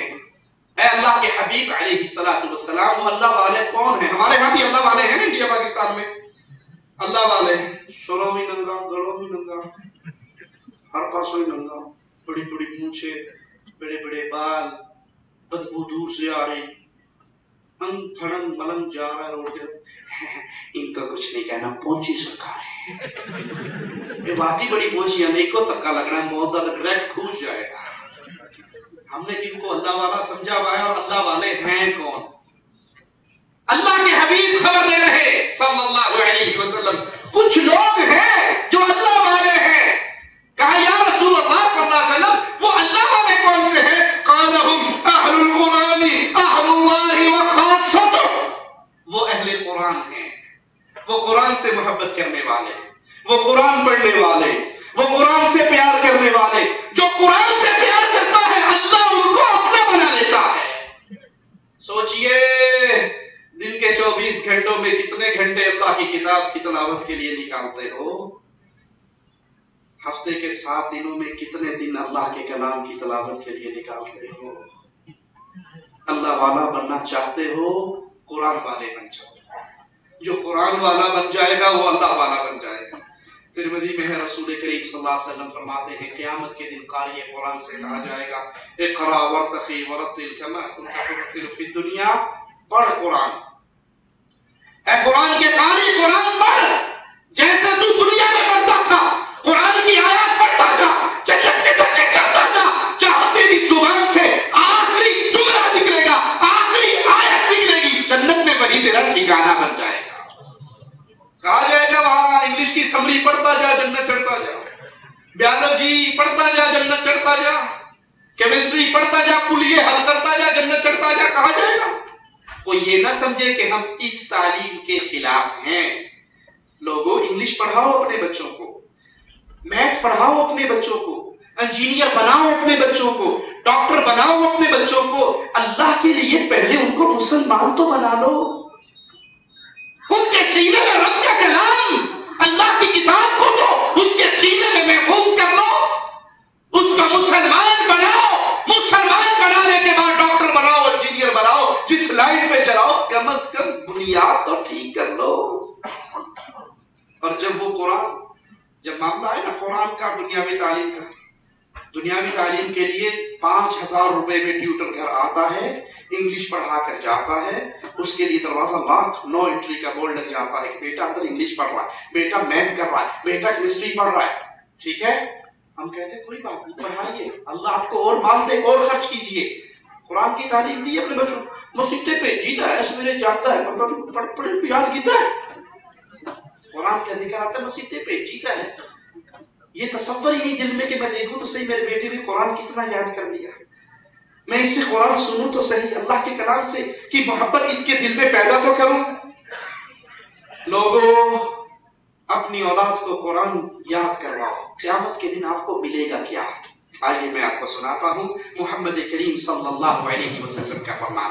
آقا علیہ السلام نے فرمایا قرآن حکیم تھکے ماندے انسان کی شکل میں قیامت کے دن قاری قرآن کے پاس پہنچے گا اور اسے کہے گا مجھے پہچانتے ہو، میں وہی ہوں جو تجھے راتوں کو سونے نہیں دیتا تھا اور دن کو پیاسا رکھتا تھا. تو دن میں روزے رکھتا تھا، رات کو قرآن پڑھتا تھا. میں نے تجھے رات کو سونے نہیں دیا. آج پریشان ہونے کی بات نہیں ہے، آج میں تیرے ساتھ ہوں. اور لوگوں جس کے ساتھ قیامت کے دن قرآن چل پڑا اس کے جنت میں جانے میں کچھ شک رہ جائے گا؟ جس کو قرآن نے آ کر کہہ دیا میں تیرے ساتھ، میں نے تجھے راتوں کو جگایا تھا، میں نے تجھے دن کو پیاسا رکھا تھا. قرآن حکیم سفارش کرے گا. قاری قرآن کے دائیں ہاتھ میں بادشاہت کا پروانہ ملے گا اور اس کے بائیں ہاتھ میں ہمیشگی کا پروانہ ملے گا اور اس کے سر پہ عزت اور وقار کا تاج رکھا جائے گا. اس کے والدین کو 2 قیمتی لباس پہنائے جائیں گے جو دنیا اور دنیا میں جو کچھ مال و دولت ہے وہ ان 2 لباسوں کے سامنے بیکار ہوں گے. یہ والدین کہیں گے اے اللہ ہمیں یہ شرف، یہ عزت کس عمل کے بدلے میں مل رہی ہے؟ جواب دیا جائے گا تو نے اپنے بیٹے کو قرآن یاد کروایا تھا. ڈاکٹر بنانے پر ملی، انجینئر بنانے پہ ملی، میڈیکل آفیسر بنانے پہ ملی، قرآن حکیم یاد کروانے پر قیامت کے دن 2 عزت و شرف کے تاج ملیں گے، لباس ملیں گے اور اس کی شان یہ ہوگی پوری دنیا کا مال دولت ان 2 لباسوں کے سامنے بیکار ہوگا. قرآن حکیم سے دوری کا دوسرا بڑا سبب والدین کی توجہ نہ ہونا. ان کی ساری توجہ، بچہ تھوڑا سا 4 سال کا ہو تو مڈ ڈے شروع ہو جاتی ہے، کون سے اسکول میں داخل کروائیں، آکسفورڈ کے یونیورسٹی کا جو سلیبس ہے اس میں اسکول میں ڈالیں، فلاں اسکول بڑا اچھا ہے، فلاں اسکول اچھا ہے. ان کی ساری سوچ دنیا تک محدود ہو جاتی ہے. ان کے دل میں یہ چراغ جلتا ہی نہیں ہے کہ میرا بچہ بولنا شروع ہوا ہے، میرے رب نے اس کو زبان دی ہے، میں اپنے بچے کی زبان سے رب کا نام تو نکلواؤں. لوگوں میں ایک جملہ کہتا ہوں یاد رکھنا، اور اللہ سے دعا ہے سب سے پہلے مالک کہنے والے کو وہ جملہ یاد رکھنے کی توفیق عطا فرمائے. اس دھرتی پہ رہو، جتنا آپ نے رہنا ہے اتنی پلاننگ کرو. اس دھرتی پہ جتنا آپ نے رہنا ہے اتنی پلاننگ کرو، جتنا آپ نے اس جہاں میں رہنا ہے اتنی پلاننگ وہاں کی کرو. والدین کی توجہ ختم ہو گئی قرآن حکیم کی تعلیم سے، اور بچہ ایک وائٹ پیپر ہے اس کا دماغ، اس کو شروع میں جو یاد کروا دو گے، جو اس کے دماغ میں لکھوا دو گے، وہی نقش و نگار اس کے اندر ثابت ہو جائے. آپ نے اس کے دل میں بچپن سے قرآن حکیم کی محبت پیدا فرما دی، وہ قرآن کی محبت پہ جیے گا. اور آپ نے دیکھا نہیں اکثر والدین کو، اللہ ان کو ہدایت عطا فرمائے، جب بچہ گالی دیتا ہے تو کئی والدین بڑے خوش ہوتے ہیں. جی جوانا پتا لگا جاگتا پتر ہے. بچہ گانا گاتا ہے تو بڑا اچھا لگتا ہے. بچہ انگلش کی 2-4 الفاظ یاد کر لے، بچہ دل اس کا کھل جاتا ہے باپ کا، میرے بیٹے نے انگلش بولی، میرے بیٹے نے گانا گایا، میرے پتر نے گال کڑی، سواد ہی آ گیا۔ اور مسلمان کا بچہ جب اس کی زبان سے، حدیث میں آتا ہے ان والدین سے اللہ راضی ہو جاتا ہے جب بچہ بولنے لگے وہ اپنے بچے کو یاد کروائے، اللہ ربی لا اشرک بہ شیئا، اللہ میرا رب ہے، میں اس کے ساتھ کسی کو شریک نہیں کروں گا۔ حدیث میں آتا ہے جب بچہ بولنے لگے تو اس کو یاد کرواؤ، لا الہ الا اللہ، یہ اسے یاد کرواؤ۔ جب ماں باپ کی تربیت کا یہ انداز ہو تو انشاءاللہ اولاد رب کے کلام سے محبت کرنے والی بنے گی۔ اسی لیے اللہ کے حبیب نے فرمایا ہر بچہ پیدا ہوتا ہے فطرت پہ پیدا ہوتا ہے، مسلمان پیدا ہوتا ہے، اس کے ماں باپ اسے یہودی بنا دے، عیسائی بنا دے، مجوسی بنا دے، یہ پیدا ہونے والا تو فطرت میں پیدا ہوا ہے۔ آپ نے اس کو قرآن سے جوڑا ہے یا قرآن سے توڑا ہے، اس کو آغاز میں انگلش پوائنٹ یاد کروائی ہے یا سورۃ فاتحہ یاد کروائی ہے، یہ تو آپ کا کام ہے۔ ابو داؤد میں ہے رسول کریم صلی اللہ علیہ وسلم فرماتے ہیں کہ بچہ 7 سال کی عمر کا ہو جائے نماز پڑھنے کا حکم دیا جائے۔ کتنی سال کی عمر کا؟ 7 سال کی عمر کا نماز پڑھنے کا حکم دیا جائے۔ اب نماز کے اندر اس نے گانے تو نہیں گانے نا، نماز کے اندر اس نے انگلش جملے تو نہیں بولنے، کیا کرے گا؟ قرآن ہی پڑھے گا۔ اس کا معنی یہ ہوا کہ 7 سال کی عمر میں پہنچنے سے پہلے اس کو قرآن کی صورتیں یاد کروائی جائیں گی۔ یہ والدین کا کام ہے، وہ اپنے بچوں کی تربیت کا خیال کریں تاکہ جب آپ مر کے قبر میں پہنچ جاؤ گے آپ کا بیٹا کم از کم آپ کے لیے دعا تو کرے گا، اس کی یہ تربیت کر کے جائیے۔ اور جو اپنے بچوں کو قرآن حکیم کی تعلیم سے بے بہرا رکھتے ہیں، دور رکھتے ہیں، وہ اپنے بچوں پر ظلم کرتے ہیں۔ وہ ماں باپ اپنے بچوں کے محبت اور پیار کرنے والے نہیں ہیں جن ماں باپ نے اپنے بچوں کا سینہ اللہ کے کلام سے خالی رکھا ہے، بلکہ یہ ظالم ہیں جو اپنے بچوں پر بھی ظلم کر رہے ہیں، جو اپنی اولاد پر بھی ظلم کر رہے ہیں۔ شاید ایسے ہی ظالموں کے بارے میں قرآن حکیم کی یہ آیت ہے، قُلْ إِنَّ الْخَاسِرِينَ الَّذِينَ خَسِرُوا أَنفُسَهُمْ وَأَهْلِيهِمْ يَوْمَ الْقِيَامَةِ، کہو حقیقت میں خسارہ پانے والے تو وہی ہیں جنہوں نے قیامت کے روز اپنے آپ کو اور اپنے اہل عیال کو خسارے میں ڈال دیا۔ جس نے اپنے بچوں کو دین کی تعلیم دی انہوں نے عزت کا سودا کیا، اور جنہوں نے اپنے بچوں کو دین سے دور رکھا یہ اپنے بچوں پر اپنی اولاد پر ظلم کرنے والے ہیں۔ قرآن حکیم سے دوری کا ایک بہت بڑا سبب ٹیلی ویژن کا فتنہ۔ ٹیلی ویژن کے فتنے سے پہلے گھروں کا حال کیا ہوتا تھا؟ ماں باپ صبح فجر کے لیے اٹھتے اور اپنے بچوں کو بھی اٹھاتے، نماز پڑھنے کے بعد امی بھی ابو بھی چارپائی پہ بیٹھ جاتے، قرآن پاک نکال لیتے، یہ بھی تلاوت کرتے، بچوں کو قرآن سیکھنے کے لیے مسجد میں بھیجتے، اور رات کو مغرب کے بعد کھانا ہو جاتا، اس وقت بچوں کو نبی صلی اللہ علیہ وسلم کی سیرت کی کچھ باتیں یاد کروائی جاتی، پڑھائی جاتی، عشاء پڑھ کے سو جاتے۔ جب سے یہ ٹی وی کا فتنہ جس کے ذریعے بے حیائی اور بے غیرتی کا ایک سیلاب ہمارے گھروں میں آیا ہے، تو دادی اماں بھی دادا ابو بھی تسبیح ہاتھ میں لی ہوئی ہوتی ہے اور انڈین فلم کے سامنے بھی بیٹھے ہوئے ہیں۔ اب رات کے 1 بجے تک دادا بھی جاگ رہا ہے، دادی بھی جاگ رہی ہے، باپ بھی جاگ رہا ہے، بچے بھی جاگ رہے ہیں، اور صبح اٹھتے ہی آنکھیں ملتے ملتے اٹھتے ہیں۔ سب سے پہلے ان کو اٹھنے سے پہلا کام یہ ہوتا ہے کہ بٹن دبا کے ٹی وی کو آن کریں کہ یہاں پر کیا ہو رہا ہے۔ وہ سکول بھی جاتے ہیں ٹی وی دیکھتے ہوئے تو وہاں پر بھی دوستوں سے وہی گپیں، وہی باتیں، وہی گفتگو۔ واپس آتے ہیں، پھر کوئی فلم کے لیے بے قرار ہے، کوئی ڈرامے کے لیے بے قرار ہے، ان کو گھنٹے اور ٹائم بھی یاد ہے۔ بعض دفعہ تو آ کے مولوی صاحب عشاء کی نماز تھوڑی جی اگے کر لو جی، کیوں؟ وہ ڈرامہ آتا ہے نا، تو اسی ٹائم تے نماز ہوتی، اسی ٹائم تے ڈرامہ آتا۔ دیکھو نا، اسی نماز دے مگر ڈرامہ تے نہیں چھڈ سکتے، تسی نماز اگے کر لو، تانوں تکلیف ہے۔ انا للہ و انا الیہ راجعون۔ جب سے گھروں کے اندر یہ ٹیلی ویژن کا فتنہ آیا ہے، اولاد ٹائم ہی نہیں، کسی کے پاس قرآن پڑھنے کا ٹائم، کوئی ٹیلی ویژن کے سامنے بیٹھا ہے تو کوئی بلیک بیری لے کر کھیل رہا ہے، کوئی لیپ ٹاپ پہ لگا ہوا ہے، کوئی فیس بک پہ لگا ہوا ہے، کسی حال میں کسی حال۔ وہ جتنا وقت اللہ کی کتاب کو سیکھنے میں صرف ہونا تھا، اس وقت کو ہم نے اس طرح برباد کرنا شروع کر دیا۔ لا حول ولا قوت الا باللہ۔ حقوق العباد بھی گئے، حقوق اللہ بھی گئے۔ کیا یہ اسلامی معاشرہ ہے؟ سوچئے۔ مجھے ایک مثال آج تک کوئی بندہ نہیں دے سکا کہ گھر میں ٹی وی آنے سے بیٹا تہجد گزار بنا ہو، گھر میں ٹی وی آنے سے بیگم تہجد گزار بنی ہو؟ کوئی ہے مثال کسی کے سامنے؟ ہم نے ٹی وی جب سے لگا لیا جی ماشاءاللہ ہمارے گھر کے اندر سب نمازی ہو گئے، ہے مثال کوئی؟ شیطان کے بہانے ہیں جی مول صاحب وہ ٹی وی تو سے نہیں ملتے، بس خبروں واسطے لایا خبریں دیکھتے خبریں سنتے۔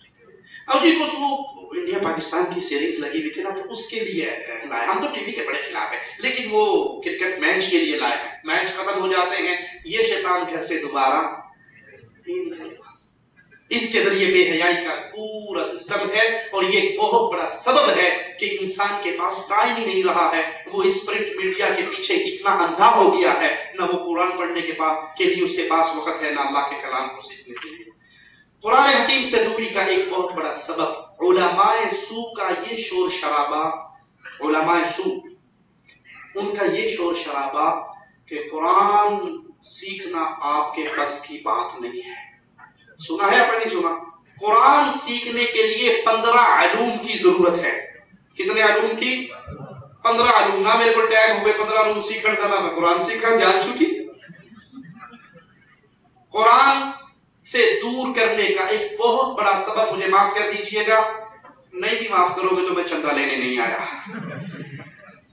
یہ علماء سو، یہ فرقہ پرستی کا بت جو معاشرے کے اندر غالب کر رہے ہیں، انہوں نے لوگوں کو قرآن سے جان بوجھ کے دور کیا ہے۔ کیوں؟ جتنی عوام قرآن سے دور ہوگی اتنی جلدی مولوی کا شکار ہوگی، اور جتنی وہ قرآن سے جڑی بھی ہوگی اتنی جلدی مولوی کے چنگل سے آزاد ہو جائے گی۔ وہ کہتے ہیں کسی کا خامد مر گیا، بی بی قرآن کا ترجمہ پڑھی ہوئی تھی، مولوی صاحب پہنچ گئے، بی بی جی تھوڑے خامد جی راتی میرے خواب چاہے سن تے سروں بھی ننگے سن تے پیروں بھی ننگے سن تے کہہ رہے سن بھی ایک پگڑی بھی دے دے، ایک جوتی بھی دے دے، سوٹ بھی دے دے، میرا تو مقتدی تھا، میں نے تو اس کو بخشوانا ہے، پہنچانا ہے، یہ مجھے دے دو۔ بی بی نے جوتا اتارا، اس کے سر میں 4 مارے۔ بی جی آ کی کیتا؟ کہتے وہ خامد صاحب رات میرے خواب میں بھی آئے تھے اور کہہ رہے تھے مولوی تیرے پاس آئے گا، اس کو 4 جوتے مارا۔ تیرا خامد بڑا عجیب ہے، مجھے کوئی اور پٹی پڑھاتا ہے، تجھے کوئی اور پٹی پڑھاتا ہے۔ تو علماء سو کا یہ واویلا ہے کہ قرآن اتنی مشکل کتاب ہے، اتنی مشکل کتاب ہے کہ اس کو تم نہیں سمجھ سکتے، لہذا دور رہو، اس کو ٹچ نہ کرو، عربی پڑھ لو لیکن ترجمہ تفسیر کی طرف منہ نہیں کرنا۔ اس کے لیے جو کچھ ہماری ملفوظات ہیں، جو کچھ ہمارے حضرت نے لکھا ہے اس کے اوپر چلتے ہیں، اور یہ بہت بڑا دھوکہ ہے عقل کے بھی خلاف۔ میں آپ کو مثال دے کے سمجھاتا ہوں۔ آپ کا بچہ پڑھنے کلاس کا، اس کو استاد نے میٹرک کی انگلش کی بک لگا دی اور یہ آرڈر بھی جاری کر دیا کہ بیٹا 5ویں کلاس کے بچے میٹرک کی اس انگلش بک سے تیرا امتحان ہونا ہے، پاس ہوگا تو پاس، فیل ہوگا تو فیل۔ بتاؤ یہ استاد ظالم ہے یا نہیں؟ جی ظالم ہے کہ بچے کا دماغ اس لیول کا ہے نہیں جس لیول کی بک اس کو دے دی گئی ہے۔ اللہ کی اعلی مثال، نعوذ باللہ ثم نعوذ باللہ۔ اگر یہ مان لیا جائے کہ قرآن اتنی مشکل کتاب ہے کہ صرف 2-4 بندے اس کو سمجھ سکتے ہیں، مولوی طبقہ سمجھ سکتا ہے اور کسی کے پلے نہیں پڑ سکتی، اور ساری دنیا کے جنت اور جہنم میں جانے کا فیصلہ اسی قرآن پہ ہونا ہے، تو نعوذ باللہ اللہ کا یہ ظلم ہے ہمارے ساتھ کہ اس نے اس قرآن کی بنیاد پہ جنت یا جہنم دینی ہے، اور قرآن اتنی مشکل کتاب ہے جو ہماری سمجھ بھی نہیں آ سکتی۔ یہ مولویوں کا واویلا ہے اور یہ مولویوں کا جھوٹ ہے، وگرنہ قرآن تو بہت آسان ہے، کوئی ہے جو اس کو سیکھے۔ میرے رب نے سچ فرمایا وَلَقَدْ يَسَّرْنَا الْقُرْآنَ لِلذِّكْرِ فَهَلْ مِن مُدَّكِرٍ۔ کون ہے؟ اللہ نے اس قرآن کو، اس کتاب کو بہت آسان کر دیا، کون ہے جو سوچ و بچار تو کرے؟ کبھی نہیں، آپ کو ضرورت نہیں ہے۔ یہ دیکھیے یہ ہمارے حضرت کی کتاب ہے، یہ قرآن و حدیث کا نچوڑ ہے۔ کیا ہے؟ قرآن و حدیث کا نچوڑ۔ میں اس نچوڑ پہ مثال دے کے سمجھاؤں۔ بازار میں انار ملتے ہیں نا، آج کل سیزن بھی ہے انار کا۔ انار آپ نے 2-3 لے لیے، آپ کے گھر میں جوسر مشین ہے، آپ نے اس کے دانے نکالے، جوسر میں ڈالے، آپ کے پاس 2 چیزیں آ گئی، ایک کیا؟ جوس، اور دوسرے چھلکے۔ چھلکے سنبھال کے رکھ لو گے نا، صبح دوپہر شام 1 چمچ کھایا کرو گے۔ چھلکے کہاں جاتے ہیں؟ زبانے میں، اور جوس پی لیا جاتا ہے۔ نعوذ باللہ ثم نعوذ باللہ۔ ظالموں اپنے ظلم کے اس जुमलों को तो देखो, तुम कहते हो कि हमारे बुजुर्गों ने कुरान और हदीस का निचोड़ निकाला, नीचे से फज़ाइल अमाल, बहिश्ती ज़ेवर, हजरत की मनफूजात निकली, अब ये हमारे लिए काफी। तो नाउज़ु बिल्लाह कुरान में से असल चीजें तो इधर निकल आई, बाकी क्या बचा? ला हौला वला कुव्वता इल्ला बिल्लाह, इन्ना लिल्लाहि व इन्ना इलैहि राजिऊन। तो कुरान से दूरी का एक बहुत बड़ा सबब उलमाए सू का, ईमान परस्त, पीर परस्त और कब्र परस्त मौलवियों का ये वादा है कि तुम कुरान नहीं सीख सकते, तुम कुरान नहीं समझ सकते, लिहाजा तुम कुरान से दूर रहो। कई मौलवी तो ऐसे हैं तो कहते हैं भाई अगर कुरान पढ़ोगे गुमराह हो जाओगे। मौलाना ज़िक्रिया साहब लिखते हैं अपने पीर का किस्सा कि वो हमारे हजरत के बैत हो गए, बैत होने के फौरन बाद पीर साहब ने अपने शागिर्द को हुक्म दिया, तुम जिक्र अस्कार करो जो हमने सिखा दिए हैं वो करो, और बाकी वो मुफ्ती थे बहुत बड़े, उनके वो जो नए मुरीद बने थे उनसे कहा कि फतवा देना छोड़ दो, कि हदीसें पढ़नी छोड़ दो। पीर साहब को पता लगा कि किसी वक्त ये छुप के कुरान भी पढ़ते हैं, तो पीर ने ऑर्डर किया कि आज के बाद तुम छुप के कुरान भी नहीं पढ़ोगे,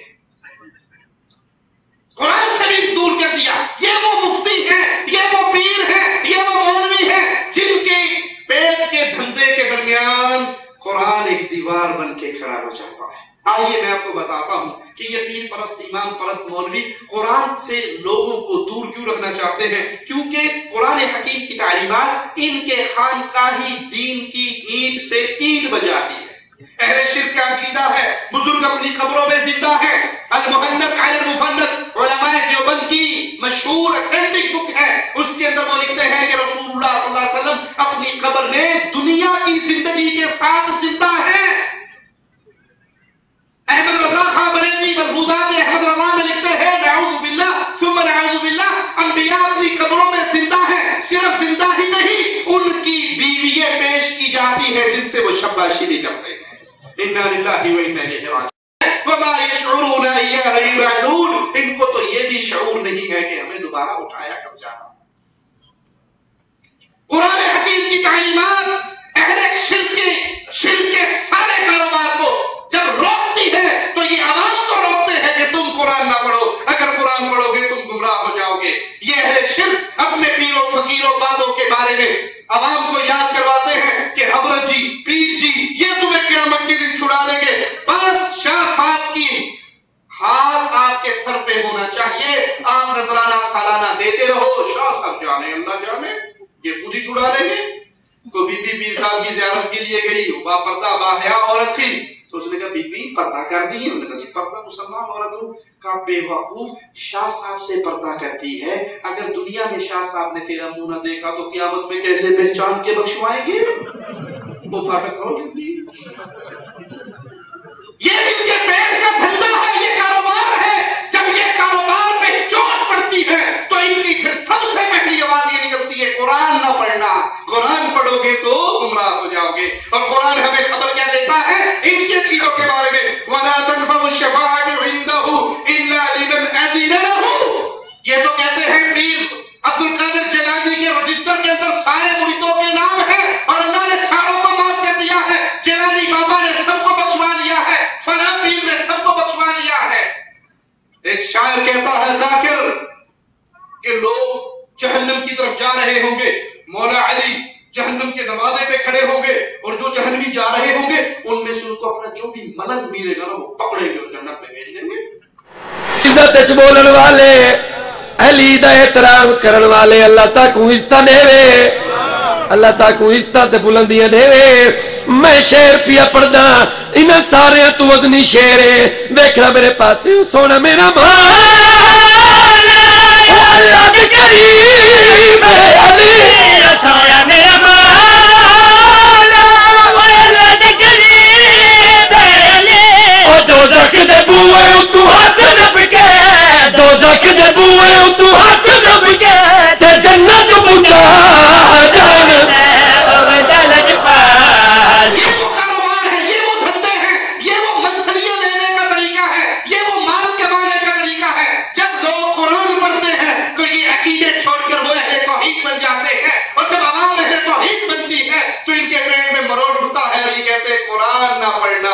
जान से दूर रहो, क्योंकि अगर तुम कुरान सीखोगे तो गुमराह हो जाओगे।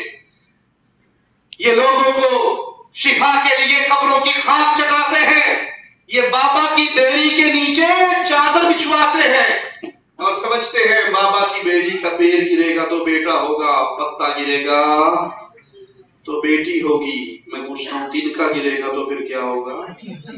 تنکا تو گر سکتا ہے، کوئی اوپر بیٹھا ہو تو پرندہ کاٹ کے تنکا پھینک سکتا ہے، مولوی صاحب پھر کیا ہوگا؟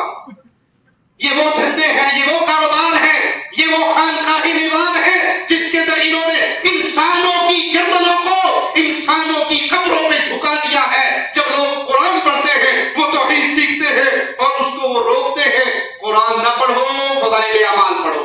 اور اگر آپ فضائل اعمال کو خود بھی پڑھیں، فضائل اعمال پہلا صفحہ کھولیں، تمہید لباشا، اس کو پڑھیں، آپ کو 10ویں یا 8ویں لائن پہ لکھا ہوا ملے گا کہ حضرت جی نے فضائل اعمال لکھی کب تھی۔ مولانا زکریا صاحب نے فضائل اعمال کب لکھی تھی؟ جب ڈاکٹروں نے ان کو کہہ دیا تھا کہ آپ مینٹل کیس ہیں، آپ دماغی کام نہ کرو، آرام کرو، تو ان کا ویلا بیٹھا میں کتاب ہی لکھ چھڈا۔ اللہ کی کتاب، اللہ کا کلام جس میں ایک حرف تبدیل نہیں ہو سکتا، سال ہر سال گزر گئے، یہ قرآن اسی طرح محفوظ ہے اور قیامت تک یہ قرآن محفوظ رہے گا۔ اس سے ہٹا کر پاگلوں کی کتاب پہ لگاتے ہو قوم کو۔ اِنَّا لِلَّهِ وَإِنَّا إِلَيْهِ رَاجِعُونَ۔ قرآن کریم سے دوری کا ایک سبب ہمارا نظام تعلیم بھی ہے۔ انگریز تو چلے گئے ہمارے ملکوں کو چھوڑ کر، لیکن ہمارے ملکوں میں وہ نظام تعلیم مسلط کر کے گئے جس نظام تعلیم کے ذریعے اگر بندہ کافر نہیں بنتا تو مسلمان بھی کاٹواتی رہتا ہے۔ اس کے اندر سارا کچھ تو آئے گا لیکن اللہ کے دین کی کوئی بات، کوئی علم وہ نہیں آئے گا۔ قرآن حکیم کی کوئی تعلیم وہاں پر آپ کو نہیں ملے گی۔ دنیا کے فنون کا ماہر انسان بن سکتا ہے لیکن قرآن حکیم سے دور کا واسطہ نہیں ہوتا۔ قرآن حکیم سے دوری کی ایک وجہ، بچپن میں تو قرآن نہیں سیکھا، توجہ نہیں تھی یا ماں باپ کی توجہ نہیں تھی۔ اب جب بڑے ہو گئے، اب وہ بڑی عمر کی وجہ سے جھجکتے ہیں۔ یہ بات تو ٹھیک ہے، دل تو چاہتا ہے کہ قرآن سیکھوں، لیکن اب جس بھی مولوی صاحب کے پاس جاؤں گا یا قاری صاحب کے پاس جاؤں گا یا کسی سے کہوں گا قرآن سکھاؤ تو کتنی شرم والی بات ہے، میری چٹی بگی داڑھی ہوگی تو میں قرآن نہیں پڑھنا آتا۔ یہ شیطان کی سوچ ہے۔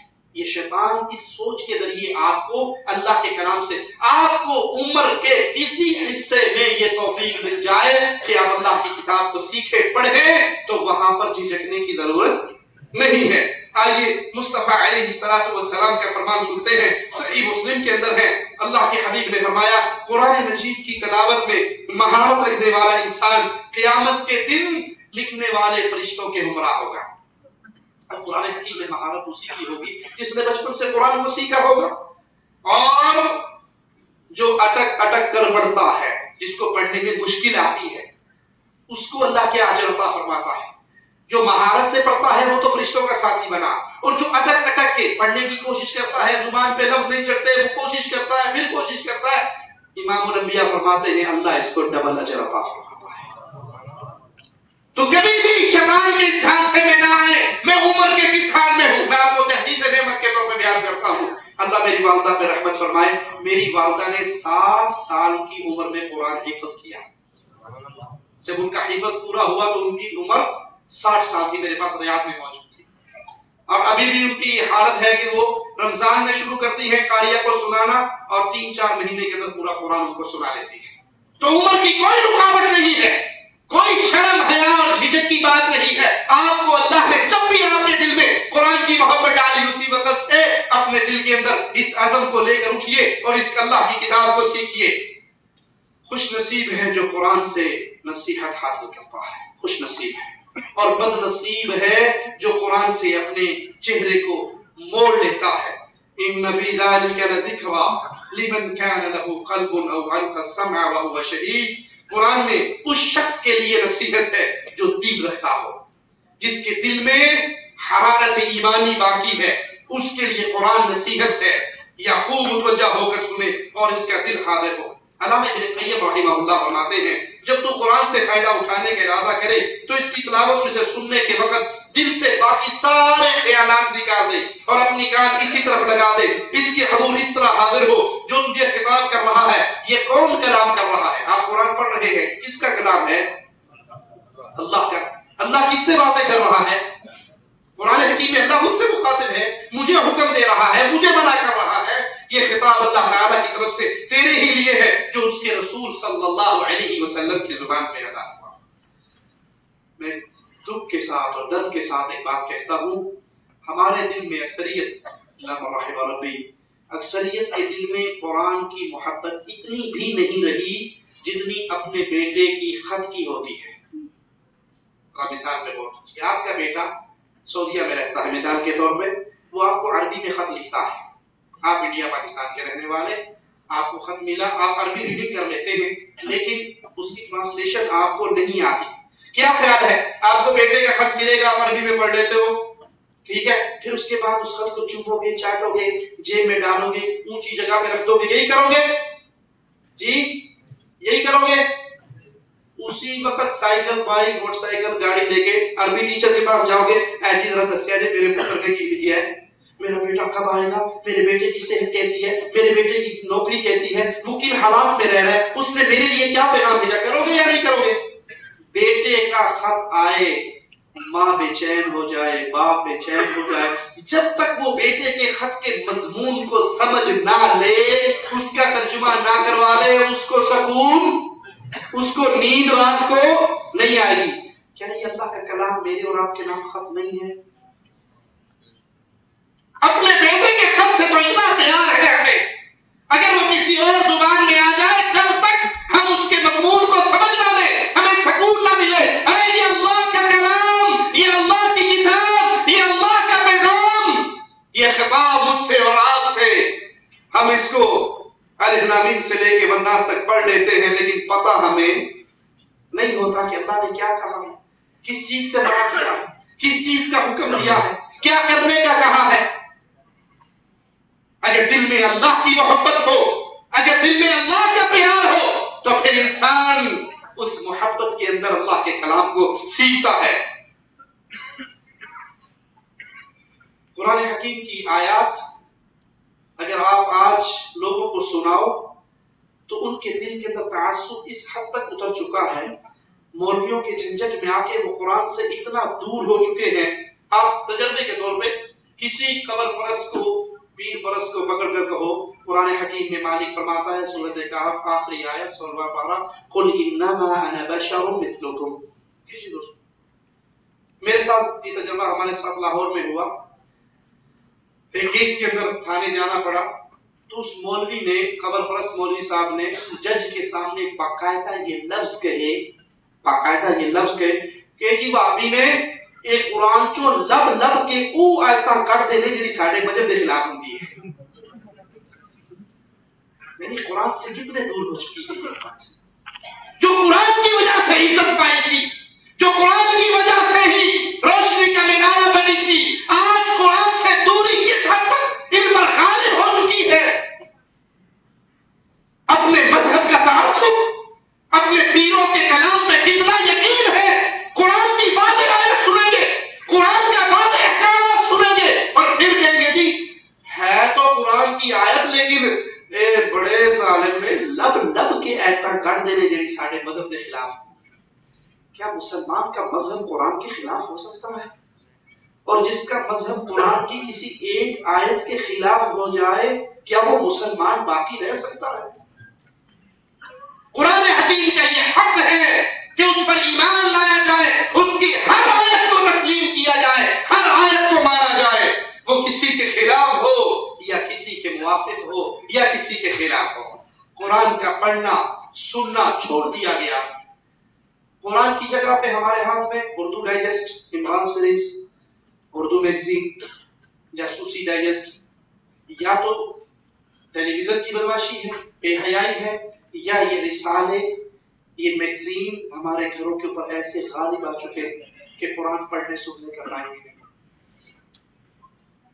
یہ موبائل آپ نے دیکھا ہوگا، اکثر کہیں دفتر میں جائیں انتظار میں بیٹھے تو موبائل کے اندر گیمیں اتنی آئی ہوئی ہیں، وہ گیموں سے کھیلتے رہتے ہیں. بھائی اسی موبائل کے اندر آپ قرآن پاک بھی تو پڑھ سکتے ہیں، اس نعمت کو یوں بھی تو استعمال کر سکتے ہیں. قرآن سے دوری اتنی بڑھ گئی ہے کہ رمضان شریف آتا ہے تب قرآن پڑھنے کا موقع ملتا ہے، اور جو ہی رمضان شریف چلا جاتا ہے اس کے ساتھ ہی قرآن کی کتاب کو بند کر کے اگلے رمضان کے انتظار کے لیے رکھ دیا جاتا ہے۔ کتنا بد نصیب ہے وہ انسان، کتنا بد نصیب ہے وہ انسان جس کے دن اور رات گزر رہے ہیں، لیکن اس دن اور رات کے اندر اللہ کے کلام کی تلاوت کے لیے اس کے پاس ٹائم نہیں ہے۔ گانا سننے کا ٹائم ہے، گانا سننے کا ٹائم ہے، اور برا ہو علماء سو کا، وہ کہتے ہیں جی کوئی گل نہیں، قرآن سن لو یا صبح اٹھ کے قوالی سن لو، صبح برابر ہی ہے۔ کہیں تو ڈائجسٹ نے قرآن سے ہمیں دور کیا، کہیں گانوں نے قرآن سے دور کیا، اور کہیں مولویوں کے انفساد نے دور کیا کہ قوالی جو ہے نا بس وہ قرآن کا ہی مغز ہوتا ہے، وہ فارسی کا قرآن ہوتا ہے، کوئی بات نہیں، آپ وہ بھی سن لو گے تو ثواب آپ کو اتنا ہی ملے گا۔ قرآن کے اندر غور و فکر چھوڑ دیا گیا۔ جب قرآن سے محبت ختم ہو گئی، قرآن تو کوئی پیار سے پڑھے گا تبھی اس میں غور کرے گا نا۔ جب قرآن پڑھنے میں ہمارے دل میں پیار باقی نہیں رہے گا، ادب باقی نہیں رہے گا، محبت باقی نہیں رہے گی، تو پھر اس کے اندر غور و فکر، جب قرآن کے خاص مقصد کے لیے پڑھنا، اس آیت کو اتنی دفعہ پڑھ لو تو فلاں مقصد حل ہو جاتا ہے۔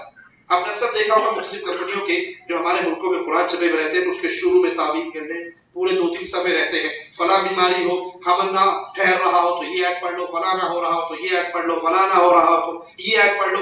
مقصود قرآن سے ہدایت لینا نہیں رہا، بلکہ مقصود کیا رہا کہ قرآن کو تعویذ گنڈے کے کاروبار کے لیے نعوذ باللہ کتاب قرار دے دیا، قرآن پہ عمل چھوڑ دیا، اور بھول گئے کہ قرآن پہ عمل نہ کرنے والوں کے لیے کتنا شدید عذاب ہے۔ معراج کی رات رسول اللہ صلی اللہ علیہ وسلم فرماتے ہیں کہ میرا گزر ایک ایسی قوم پر ہوا جن کے ہونٹ آگ کی کینچیوں سے کاٹے جا رہے تھے۔ اللہم لا تجعلنا منہم ولا معاہم ولا فیہم، اللہ ہمیں ان بد نصیبوں میں شامل نہ فرمانا۔ ان کے ہونٹ آگ کی کینچیوں سے کاٹے جا رہے، اور پھر وہ صحیح سالم ہو جاتے، پھر دوبارہ کاٹے جاتے۔ میں نے جبرائیل سے پوچھا یہ کون لوگ ہیں؟ جبرائیل نے بتایا یہ آپ کی امت کے وہ خطیب ہیں جو دوسروں کو تو واعظ کرتے تھے، خود عمل نہیں کرتے تھے۔ قرآن حکیم کی آیات کو سن کر اس پہ عمل نہ کرنا وہ فساد ہے، وہ مصیبت ہے جس کا عذاب قیامت کے دن بہت بڑا عذاب ہے۔ اللہ کی کتاب پڑھے، اس سے محبت کرے اور اس پہ عمل کرے۔ اگر اس سے عمل کا دامن ختم ہو گیا، آیات کو سن کر ہم نے عمل نہ کیا، بیان کر کے عمل نہ کیا، تو بہت شدید وعید ہے۔ افسوس آج قرآن کے مطابق فیصلے بھی، قرآن ایک فیصلے کی کتاب تھی ہمارے لیے، ہر مشکل کا حل اللہ کی اس کتاب کے اندر موجود ہے، ہر مسئلے کا علاج اللہ کی اس کتاب کے اندر موجود ہے۔ اور ہمارے ہاں فیصلے قرآن سے ہٹ کر باقاعدہ اسمبلیوں کا نام کیا ہوتا ہے؟ قانون ساز ادارہ، قانون ساز۔ کچھ لوگ بیٹھتے ہیں وہ قانون پاس کرتے ہیں، اکثریت جو قانون پاس کر دیتی ہے عدالت اس قانون کے مطابق فیصلہ کرتی ہے، انتظامیہ اس قانون کو نافذ کرتی ہے۔ قانون تو ہمارے پاس آ گیا تھا، مقصود تو صرف اس قرآن کو نافذ کرنا تھا، لیکن ہم نے قرآن کو چھوڑ دیا، قرآن کی تعلیمات کو چھوڑ دیا، قرآن کے احکامات کو چھوڑ دیا، بلکہ اب خود ساختہ انسانی گروہ بیٹھتا ہے اور وہ فیصلہ کرتا ہے، اور وہ فیصلے پھر عدالت کے ذریعے قانون بن جاتے ہیں اور پولیس اور فوج ان فیصلوں کو نافذ کرتا ہے۔ کیا یہ اللہ کی کتاب کے ساتھ مذاق نہیں ہے؟ کیا یہ اللہ کی کتاب کے ساتھ مذاق نہیں ہے کہ اللہ کے قانون کے ہوتے ہوئے انسانوں کا ایک گروہ بیٹھ کر اس قرآن کے خلاف قانون بنائے؟ کتنے بد نصیب ہے وہ انسان۔ ایک موبائل خریدتے ہیں تو موبائل کے ساتھ کمپنی کی طرف سے بک ملتی ہے نا، وہ موبائل کو اس ڈائری کے مطابق آپریٹ کرتے ہیں، اور اگر اس کے خلاف آپریٹ کرتے ہیں اور موبائل خراب ہو جائے تو کمپنی والے واپس، کہ آپ کو ہدایات دی گئی تھی، آپ نے مجھے آپ کی ہدایت ہے، ہم نے نئی ہدایت اپنے پاس سے بنائی، تو کمپنی نہیں مانے گی نا۔ مجھے اور آپ کو اللہ نے ہم سب کو پیدا کیا، اس کائنات کو پیدا کیا، تو اس کائنات کا قانون کس نے بھیجا؟ قرآن کی صورت میں۔ ہم نے اللہ کے اتارے ہوئے قانون کو چھوڑ کر قومی اسمبلی کے اندر بیٹھے ہوئے ایک گروہ کو یہ اختیار دے دیا کہ 2/3 اکثریت سے جو چاہے قانون پاس کر لو۔ اسی لیے سود کے بارے میں پارلیمنٹ کا فیصلہ نہیں ہے کہ سود حرام ہے، یہ پارلیمنٹ کا فیصلہ، قرآن کا فیصلہ تو ہے بس سود حرام ہے، پارلیمنٹ کا فیصلہ نہیں ہے۔ اور جب کیس سپریم کورٹ میں گیا، قاضی صاحب نے بیان دیا سود قرآن میں حرام ہے، پارلیمنٹ کے فیصلے کے مطابق حرام، اس پہ بھی قانون سازی نہیں ہوئی۔ ارے اللہ کے قانون کے آنے کے بعد کیا پھر کسی اور کے اندر یہ اختیار مانا جائے گا کہ وہ فیصلہ کرے؟ کیا اللہ کی کتاب محتاج ہے کہ وہ انسانوں کے پینل کے سامنے پیش کی جائے اور انسان اس کو پاس کرے؟ انسان پاس کریں گے تو قرآن قانون بنے گا، اور انسان پاس نہیں کریں گے تو قرآن قانون نہیں بنے گا۔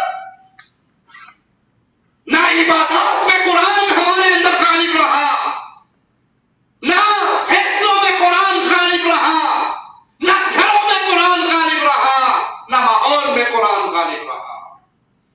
جانتے ہیں قرآن کا فیصلہ کیا ہے، لیکن کہتے ہیں 73 کے آئین کا یہ فیصلہ نہیں ہے۔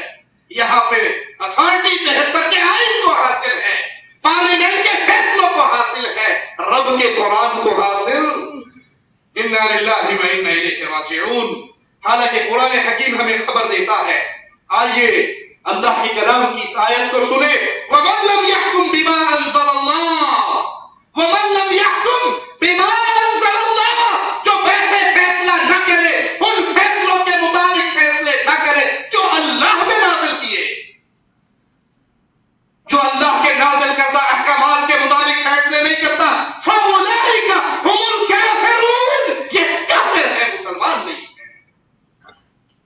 پنچایت کو اختیار ہے وہ جو چاہے فیصلہ کر دے، جرگے کو اختیار ہے وہ جو چاہے فیصلہ کر دے، عدالت کو اختیار ہے وہ 73 کے آئین کے مطابق فیصلے کرے، وہ پارلیمنٹ کے پاس ہونے والے قوانین کے مطابق فیصلے کرے، اور اللہ کی کتاب سوال کر رہی ہے کہ مجھے بھی تو اللہ نے اتارا تھا تمہارے فیصلوں کے لیے۔ دیندار لوگ بھی جب ان کیسوں میں آ کر پھنستے ہیں، وہ آ کر کہتے ہیں کہ نہیں، قرآن کے مطابق ہمیں فیصلوں کی ضرورت نہیں، ہمیں فیصلہ کروانے کے لیے عدالت کے پاس جانا ہے۔ جس نے اس قرآن کو اپنے لیے فیصل نہ مانا، اس کا ایمان انتہائی خطرے کے اندر ہے۔ آج تو قرآن کے خلاف کھلم کھلا زبانیں کھلتی ہیں، کہتے ہیں جی یہ جو سزائیں آپ دیتے ہیں، یہ زانی کو، شادی شدہ زانی کو سنسار کرنا، یہ چور کے ہاتھ کاٹنا، یہ ظالمانہ سزائیں ہیں، یہ غیر انسانی سزائیں ہیں، یہ وحشیانہ سزائیں ہیں۔ انا للہ و انا الیہ راجعون۔ تم اللہ کو بتانا چاہتے ہو، تم اللہ کو بتانا چاہتے ہو کہ اللہ تیری نازل کردہ سزائیں انسانی سزائیں نہیں ہیں۔ کفر کے یہ جملے بڑوں بڑوں کی زبان سے ادا ہوتے ہیں۔ ایک ظالم نے تو کہا کہ اگر میں قرآن کی ان حدود پہ عمل کروں تو پوری قوم کے ہاتھ کاٹنے پڑیں گے۔ یعنی تم اللہ کو یہ پیغام دے رہے ہو کہ اس دور کے اندر قرآن نافذ نہیں ہو سکتا، قرآن کے یہ احکامات نافذ نہیں ہو سکتے۔ والذین کفروا فتعسا لهم واضل اعمالهم، وہ لوگ جنہوں نے کفر کیا ان کے لیے ہلاکت ہے، اور اللہ تعالیٰ نے ان کے اعمال کو ضائع کر دیا۔ ذلک بانہم کرہوا ما انزل اللہ، ما انزل اللہ، ان کے اعمال برباد کیوں ہوئے، یہ ہلاک کیوں ہوئے؟ کیونکہ انہوں نے نفرت کی اس چیز سے جو اللہ نے نازل کی۔ رجم کی سزا اللہ کی طرف سے نازل کرتا ہے، چور کے ہاتھ کاٹنا اللہ کی طرف سے نازل کرتا ہے۔ قرآن سے دوری کا یہ حال ہے کہ نہ تو قرآن کو مانتے ہیں ادب و احترام کے ساتھ، بلکہ قرآن کی بیان کردہ سزاؤں کو مذاق کا نشانہ بنایا جاتا ہے۔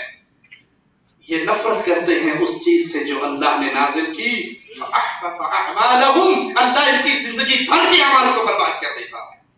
جو اللہ کے کلام سے نفرت کرے، جو اللہ کی کتاب کے احکامات سے نفرت کرے، ان کے لیے دنیا کے اندر بھی ہلاکت اور آخرت کے اندر بھی ہلاکت۔ آج کھلم کھلا مذاق اڑایا جاتا ہے قرآن پاک کی حدود کا، ان سزاؤں کا، ان احکامات کا۔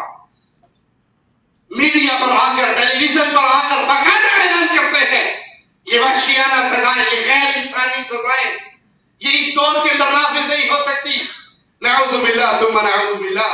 اور ایسا کرنے والوں کی سزا آئیے اللہ کے کلام سے سنتے ہیں۔ مالک فرماتا ہے ذالک جزاؤہم جہنم، ذالک جزاؤہم جہنم، ان کا ٹھکانہ دہتی ہوئی آگ ہے۔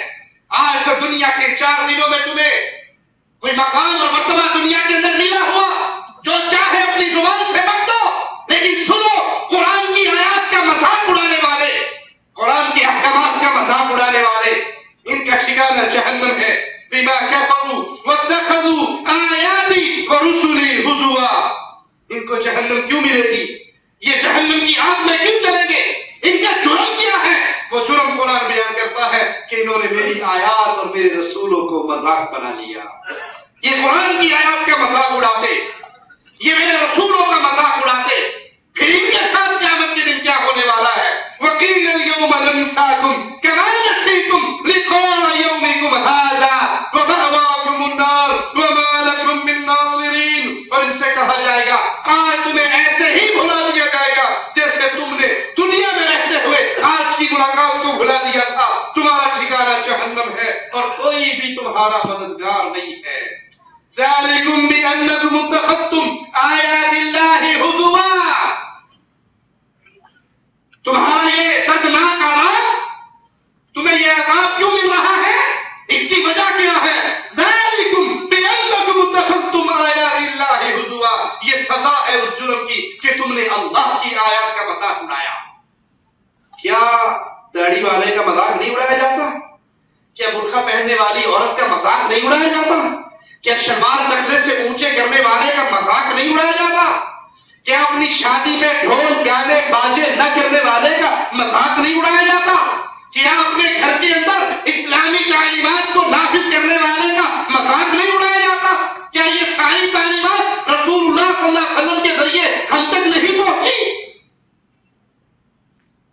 یہ چھوٹا مسئلہ نہیں ہے، یہ ہلاکت اور بربادی کا پیغام ہے۔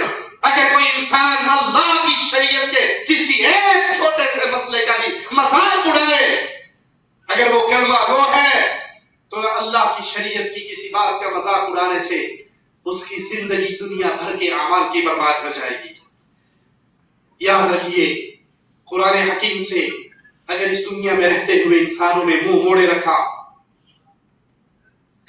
تو پھر دنیا کے اندر بھی ان کے لیے سزا ہے اور آخرت کے اندر بھی سزا ہے۔ دنیا کی سزا کیا ہے؟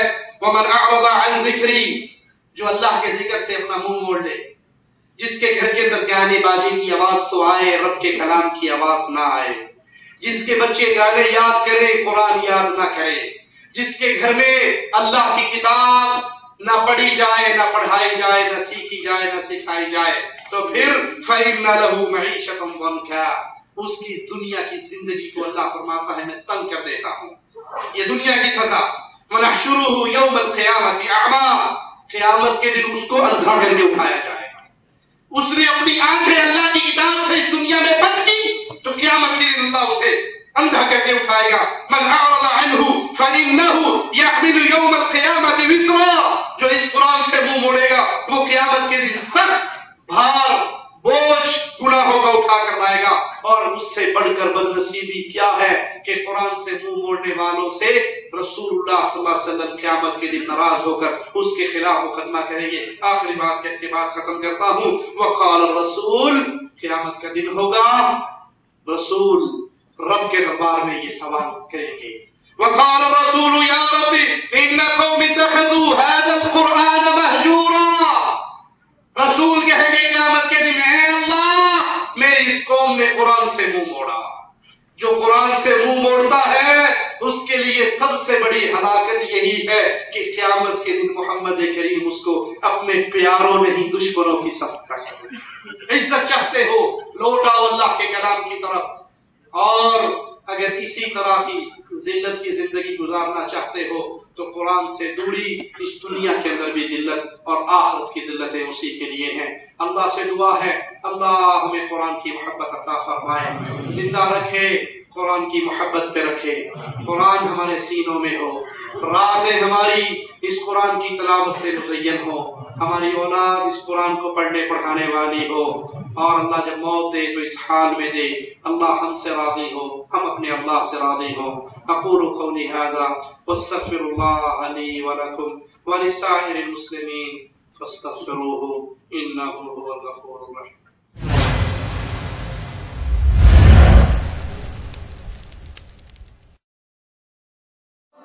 الله أكبر